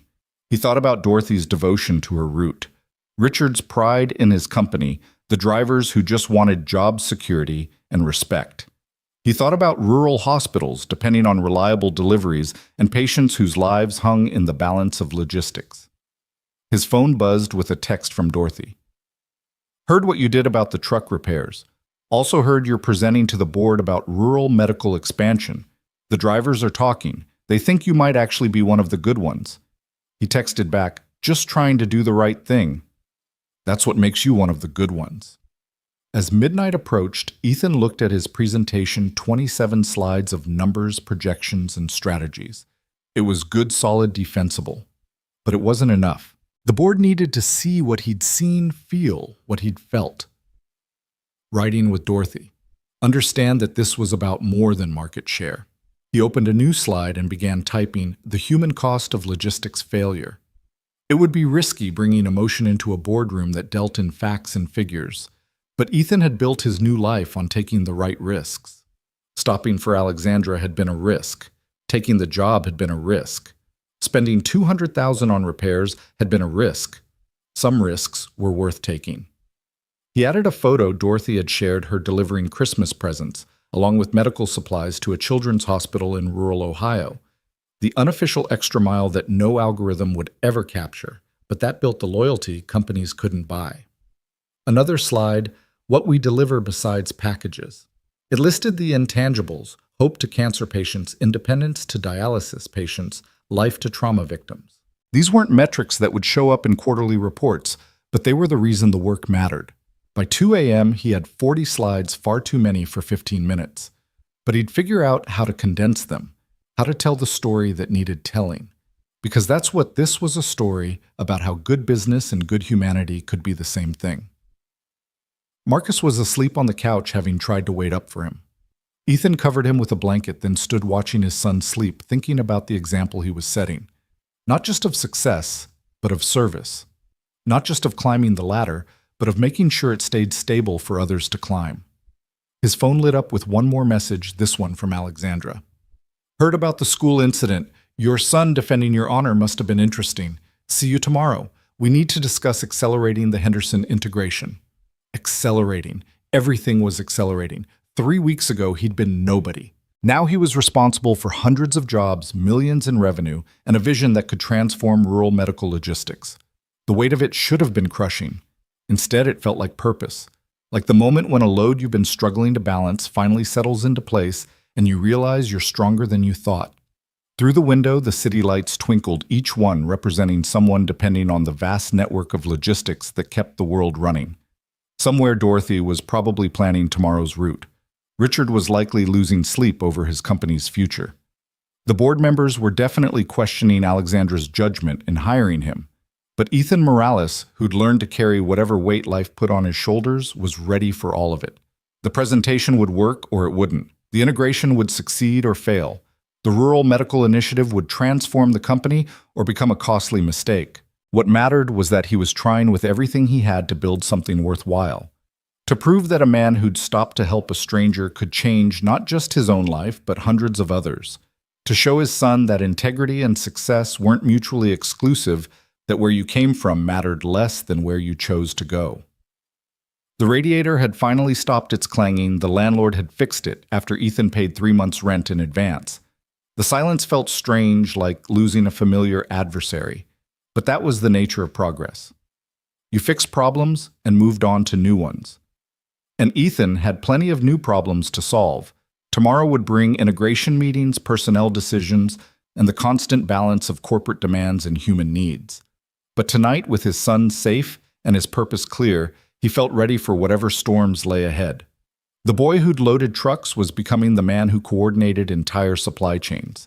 The single father who'd counted pennies was becoming the executive who authorized millions in spending. The person who'd stopped to help was becoming the leader others looked to for help. It was, as Marcus would say, like being a superhero. Only instead of a cape, he wore a suit he was still getting used to. Instead of superpowers, he had experience and empathy. And instead of fighting villains, he was fighting the indifference and inefficiency that kept help from reaching those who needed it most. The morning of the board presentation arrived with an unseasonable November snow. Delicate flakes drifting past the apartment window as Ethan adjusted his tie for the 5th time. Marcus sat on the bed already dressed in his best clothes, a navy blazer and khakis they'd bought specifically for today. "You nervous, Dad?" Marcus asked, swinging his legs. "Terrified," Ethan admitted, then caught himself. "I mean, a little nervous. Mom used to say being nervous means you care about doing good." "Your mom was smart." Ethan sat beside his son, remembering Lisa's way of simplifying complex emotions into manageable truths. "You remember what we talked about. During the presentation, you need to sit quietly." "I know, Dad. Mrs. Chen already gave me the lecture twice."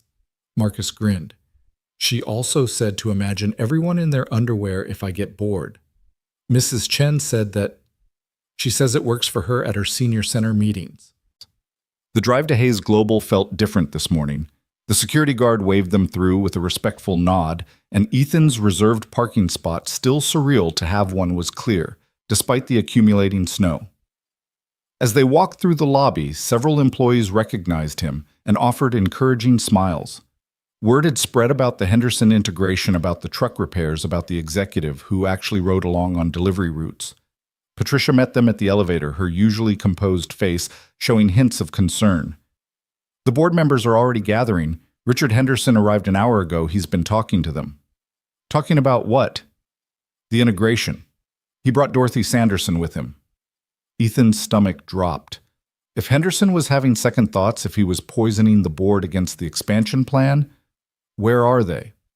"Executive Lounge, 35th floor." "But Ethan, your presentation isn't for another hour." He was already moving toward the elevator, Marcus hurrying to keep up. "Keep my time slot. I'll be ready." The Executive Lounge was a space Ethan had never entered, all leather and mahogany oil paintings of previous CEOs watching from the walls.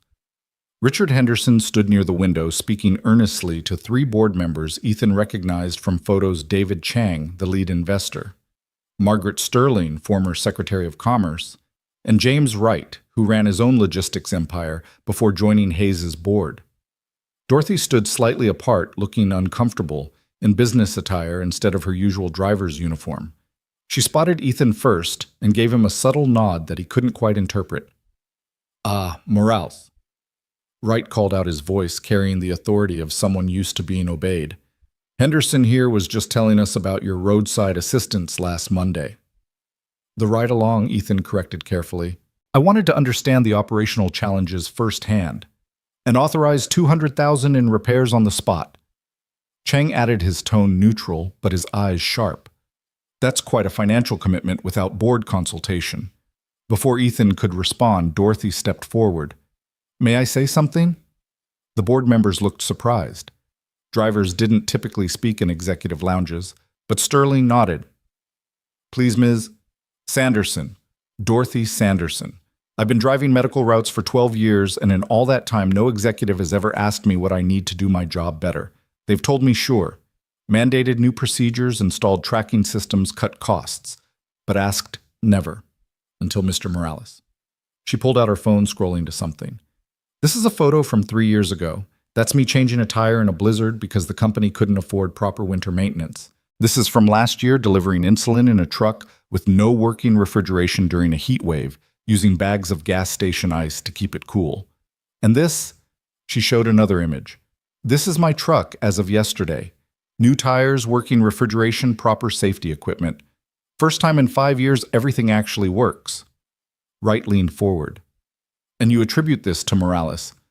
I attribute it to having someone in charge who understands that we're not just moving boxes, we're keeping people alive. He gets that because he's done the work. Chang turned to Richard. And you support this approach. Even though it's costing your company money, it doesn't have, Richard smiled slightly. My company hasn't had money for proper maintenance in 2 years. We've been surviving on reputation and driver dedication. Ethan's investment isn't just fixing trucks, it's showing my people that Hayes Global values them. You can't buy that kind of loyalty. Actually, Wright said dryly, it sounds like you can, for about $200,000. With respect, Mr. Wright, Ethan interjected, finding his voice, you can't buy it. You can only earn it. The money just demonstrates commitment.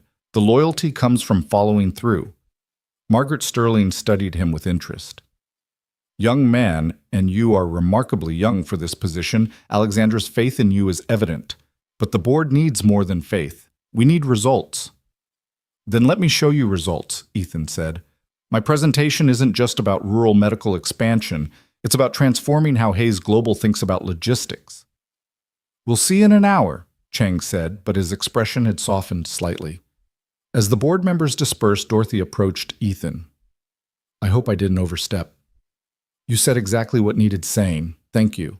She glanced at Marcus, who'd been silently absorbing everything. This your boy. Marcus, this is Ms. Dorothy. She drives the trucks that deliver medicine to hospitals. Marcus's eyes widened. Like an ambulance, Dorothy laughed. Kind of, but I deliver before people get sick so they have what they need when they do. Your dad's making sure I can keep doing that. Cool, sir, Marcus said. Then looked up at his father with something approaching awe. The hour before the presentation passed in a blur. Patricia brought updated figures showing that the Henderson integration was actually ahead of schedule. Drivers were volunteering for overtime to help with the transition, seeing it as an investment in their own futures. Sarah had run new projections based on the rural hospital contacts Ethan had made, and the numbers were even better than anticipated. Nervous? Alexandra asked, appearing in his office doorway minutes before the presentation. My son asked me the same thing this morning, and terrified, but ready. She smiled. Good. Confidence without fear is just arrogance. Fear without confidence is paralysis. You found the balance. She looked at Marcus, who was practicing sitting still in one of the office chairs. Mr. Marcus, are you ready to see your father change some minds? Yes, ma'am, Marcus said formally, making both adults smile. The boardroom was intimidating by design, a massive oval table surrounded by 20 leather chair screens on every wall, windows offering a commanding view of the city. The board members were already seated, their faces ranging from curious to skeptical. In addition to those he'd met earlier, there were another dozen people, investors, advisors, senior executives. Ethan took his position at the head of the table, his presentation remote feeling small in his hand. Marcus sat in a chair against the wall between Patricia and Alexandra, his eyes wide but his posture perfect. Ladies and gentlemen, Ethan began, his voice steadier than he'd expected. I'm here to talk to you about the future of Hayes Global. Not the next quarter or the next year, but the next decade. And it starts with understanding that logistics isn't about moving things, it's about connecting lives. He clicked to his first slide, a map of the United States with dots representing hospitals. Green dots for major metropolitan hospitals, red for rural facilities. The green dots are where we make our money. The red dots are where we make our difference. Today I'm proposing we do both. For the next 10 minutes, he laid out the numbers with Sarah's precision market-size growth potential competitive advantages. The board members took notes, asked pointed questions about margins and scalability. It was going well, but not great, the kind of presentation that might get approved, but wouldn't inspire. Then Ethan switched tactics. Let me tell you about Betty Morrison, he said, pulling up a photo Dorothy had shared, an elderly woman in a hospital bed, smiling, despite obvious illness. She lives in Murray, Kentucky, population 367. Every week she needs dialysis supplies delivered to the regional clinic 40 miles from her home. Last winter, those supplies were 3 days late because the logistics company serving the area decided the route wasn't profitable enough to maintain during a snowstorm. He clicked to the next slide. Betty Morrison died waiting for those supplies. The room went silent. This isn't just about her. There are thousands of Betty Morrisons across rural America, people whose lives depend on reliable medical logistics, but who live in areas deemed unprofitable by traditional metrics. James Wright interrupted. With respect, Mr. Morales, we're not a charity. We have obligations to our shareholders. You're right, Ethan agreed, surprising him. Which is why I'm not proposing charity. I'm proposing strategic market domination through service excellence. He pulled up his financial projections. Rural hospitals are desperate for reliable suppliers. They'll pay premium prices for guaranteed service. But more importantly, they're connected. Every rural hospital administrator knows every other administrator in their state. Serve one well and word spreads. Fail one, and that spreads too. The network effect, Sterling murmured, understanding dawning. Exactly. We start with Henderson's existing routes, expand strategically, and within 18 months we own rural medical logistics for the entire Midwest. Our competitors are fighting over saturated urban markets while we quietly lock up an underserved sector worth, he clicked to the next slide, $47 billion annually. Chang leaned forward. Those numbers assume perfect execution. No, those numbers assume competent execution. Perfect execution would double them.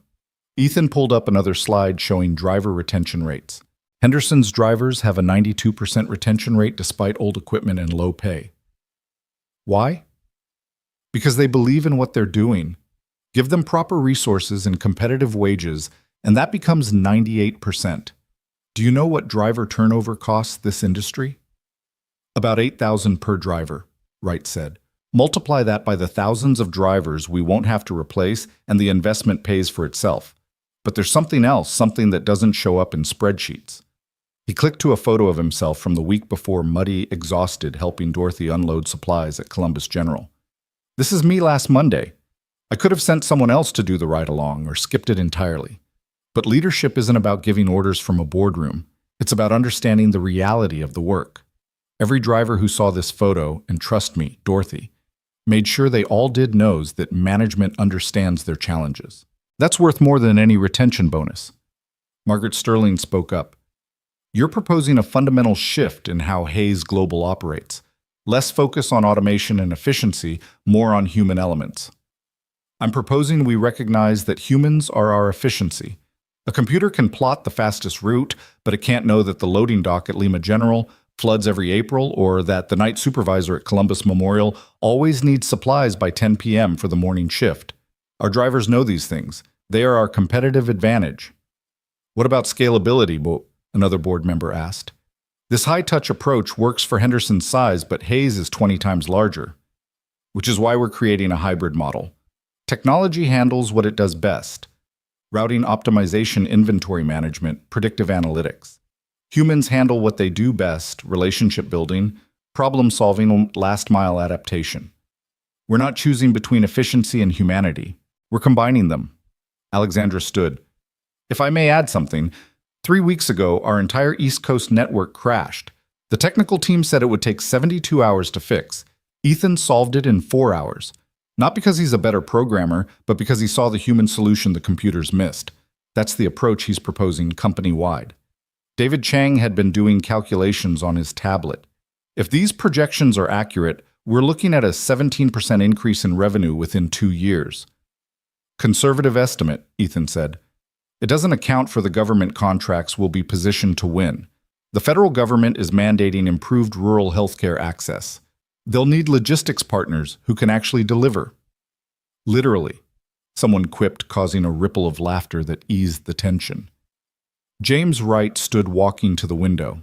Morales, you're asking us to invest millions in an unproven strategy based on the idea that treating drivers well and serving unprofitable routes will somehow generate profits. I'm asking you to invest in the radical idea that doing the right thing is also the smart thing, that a company's value isn't just its stock price, but its impact on society, that employees who believe in their work perform better than those who just collect paychecks. Wright turned back.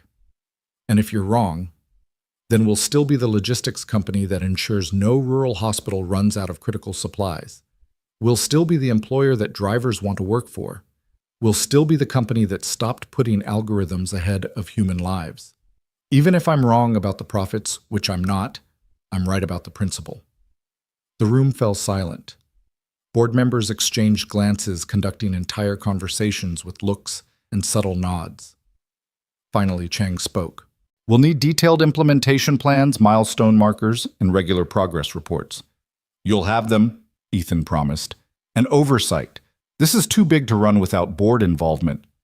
Agreed with one condition. Ride along with the drivers, see what they see. You can't oversee what you don't understand. That caused some shuffling and uncomfortable looks, but Sterling smiled. I haven't been in a truck since I was transportation secretary. Might be educational. All in favor of the Rural Medical Expansion Initiative, Alexandra called. One by one, hands rose. Not all of them. Wright still looked skeptical, and 2 others abstained, but a clear majority. Motion carries, Alexandra announced. Congratulations, Mr. Morales. You just changed the direction of a Fortune 500 company. As the board members filed out, several stopped to shake Ethan's hand. Margaret Sterling paused longer. That was one of the most compelling presentations I've seen in 40 years of board meetings. You didn't just present numbers, you told a story. Made us care. It's easy to make people care when you care yourself. She glanced at Marcus, who was trying very hard to contain his excitement. Your son. Yes, ma'am.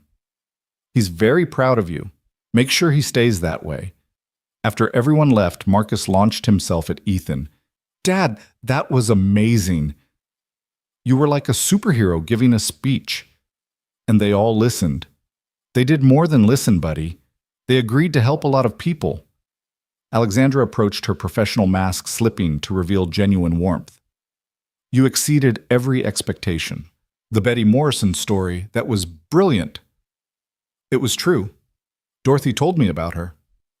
The best stories always are. She looked at Marcus. Your father just secured funding for a project that will affect millions of lives. You should be very proud. I am, Marcus said simply. As they prepared to leave, Ethan's phone rang. It was Richard Henderson. Heard the good news, Richard said. The drivers are celebrating. Dorothy's buying rounds at Murphy's Tavern. You should come. Ethan looked at Marcus. Want to go to a trucker bar? Is that allowed? Today. Today, anything's allowed. Murphy's Tavern was exactly what Ethan expected. Dim lights, worn pool tables, and a jukebox playing classic rock. But it was packed with Henderson drivers, all raising glasses as Ethan walked in with Marcus. There he is, Dorothy called out, the executive who got his hands dirty. The celebration was unlike any corporate event Ethan had attended. These were people who measured success in miles driven safely, packages delivered on time, and families supported. They didn't care about stock prices or market shares. They cared about job security and respect. Mr. Morales, a young driver approached nervously. I'm Tyler Brooks. We met at the barbecue. I remember. You were worried about layoffs. Yes, sir. I wanted to say, my wife's pregnant. We found out last week. And knowing my job's safe, that we'll have good insurance, you don't know what that means. I do know, Ethan said quietly. Congratulations on the baby. As the evening wore on, Marcus played pool with some of the drivers' kids, while Ethan listened to story after story. Drivers talked about close calls, difficult deliveries, the satisfaction of knowing their cargo mattered. They spoke of families, mortgages, kids in college, aging parents, real lives that depended on paychecks that Ethan now had the power to protect or eliminate. Heavy is the head that wears the crown, Richard said, joining him at the bar. I'm not wearing a crown. I'm wearing a target. Every decision I make affects hundreds of people. Thousands, actually, once the expansion kicks in. Richard signaled for 2 beers. But here's the thing. You've got something most executives lose. You remember being on the other side. Don't lose that. How do you not lose it? Richard pointed to the room full of drivers. You keep showing up here. You keep your hands dirty. You remember that every spreadsheet represents someone's livelihood. Dorothy approached with someone Ethan didn't recognize, a young woman in her 20s with intelligent eyes and a confident bearing. "Mr. Morales, this is my daughter Angela. She just graduated with a degree in logistics management." Angela shook his hand firmly. "Mr. Morales, I've been following the Henderson integration. Your approach to maintaining driver expertise while upgrading infrastructure, it's exactly what they should be teaching in business school, but don't." "You looking for a job?" Ethan asked. "I had offers from Amazon and FedEx, but after seeing what you're building here, Hayes Global is where I want to be. Send me your resume. We're going to need smart people who understand both the technical and human sides of this business." As the evening wound down, Ethan found himself outside with Marcus, who was fighting to stay awake. "Dad, those people really like you," Marcus said sleepily. "They like that someone's fighting for them. Is that what you do now? Fight for people?" Ethan thought about it. 3 weeks ago, he'd been fighting just to survive. Now he was fighting for something larger, for the idea that business could be both profitable and humane, that success didn't require sacrificing integrity. "Yeah, buddy, I guess that's what I do now." The drive home was quiet, Marcus asleep in the passenger seat, the city lights blurring past. Ethan's phone had been buzzing with messages. Congratulations from Sarah and Princeton media requests. Patricia was fielding even a text from Jennifer saying she'd heard about the board presentation and was impressed. But the message that mattered most came from Alexandra. "Today you proved me right about you, but more importantly, you proved yourself right about what Hayes Global could be. This is just the beginning." She was right. The rural medical expansion was approved but not implemented. The Henderson integration was progressing but not complete. There would be obstacles, setbacks, probably failures. Not everyone would embrace the changes. Some board members remained skeptical. Competitors would try to copy or counter their strategy. But sitting at a red light, watching his son sleep peacefully, Ethan felt ready for all of it. 3 weeks ago, he'd been a man desperate for a chance. Now he was a man creating chances for others. The light turned green and he drove on through the quiet streets. Tomorrow would bring new challenges, implementation meetings, budget reviews, the 1,000 details that turned vision into reality. He'd need to balance boardroom politics with driver concerns, profit margins with human needs, corporate expectations with personal values. But tonight, he'd won. Not just the board's approval or the driver's trust, but something more fundamental, the knowledge that he belonged in this new life, that he'd earned it not through luck or charity, but through competence and character. His phone rang as he pulled into their apartment complex. It was Dorothy.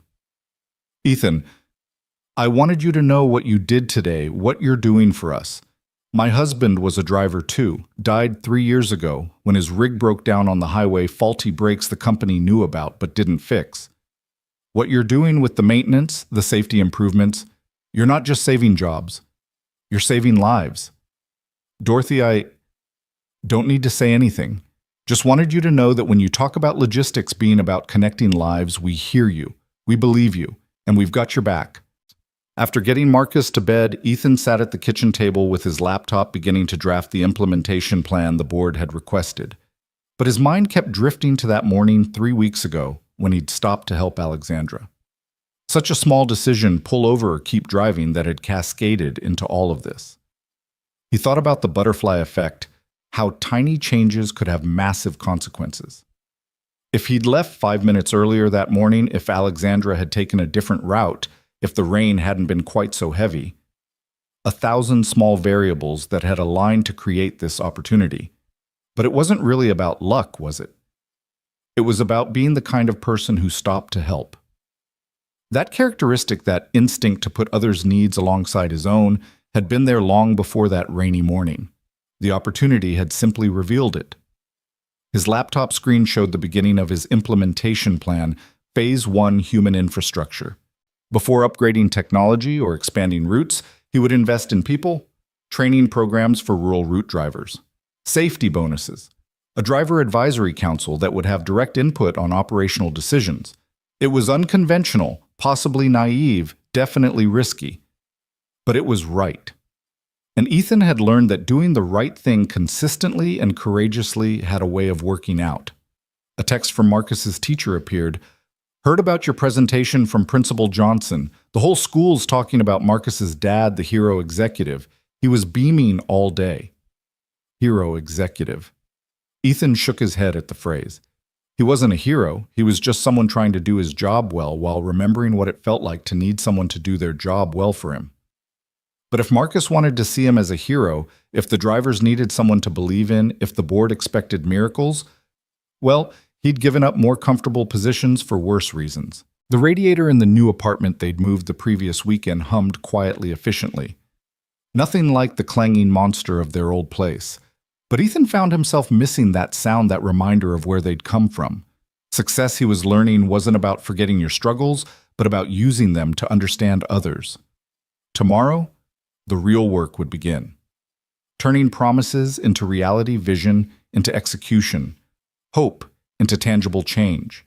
There would be setbacks, there always were. Some rural hospitals might resist change. Some drivers might struggle with new technology. Some board members might push back on costs.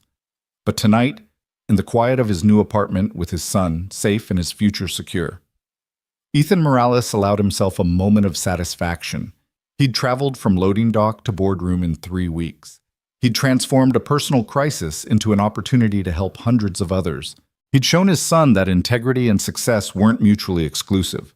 The computer screen glowed with plans and projections, strategies, and spreadsheets.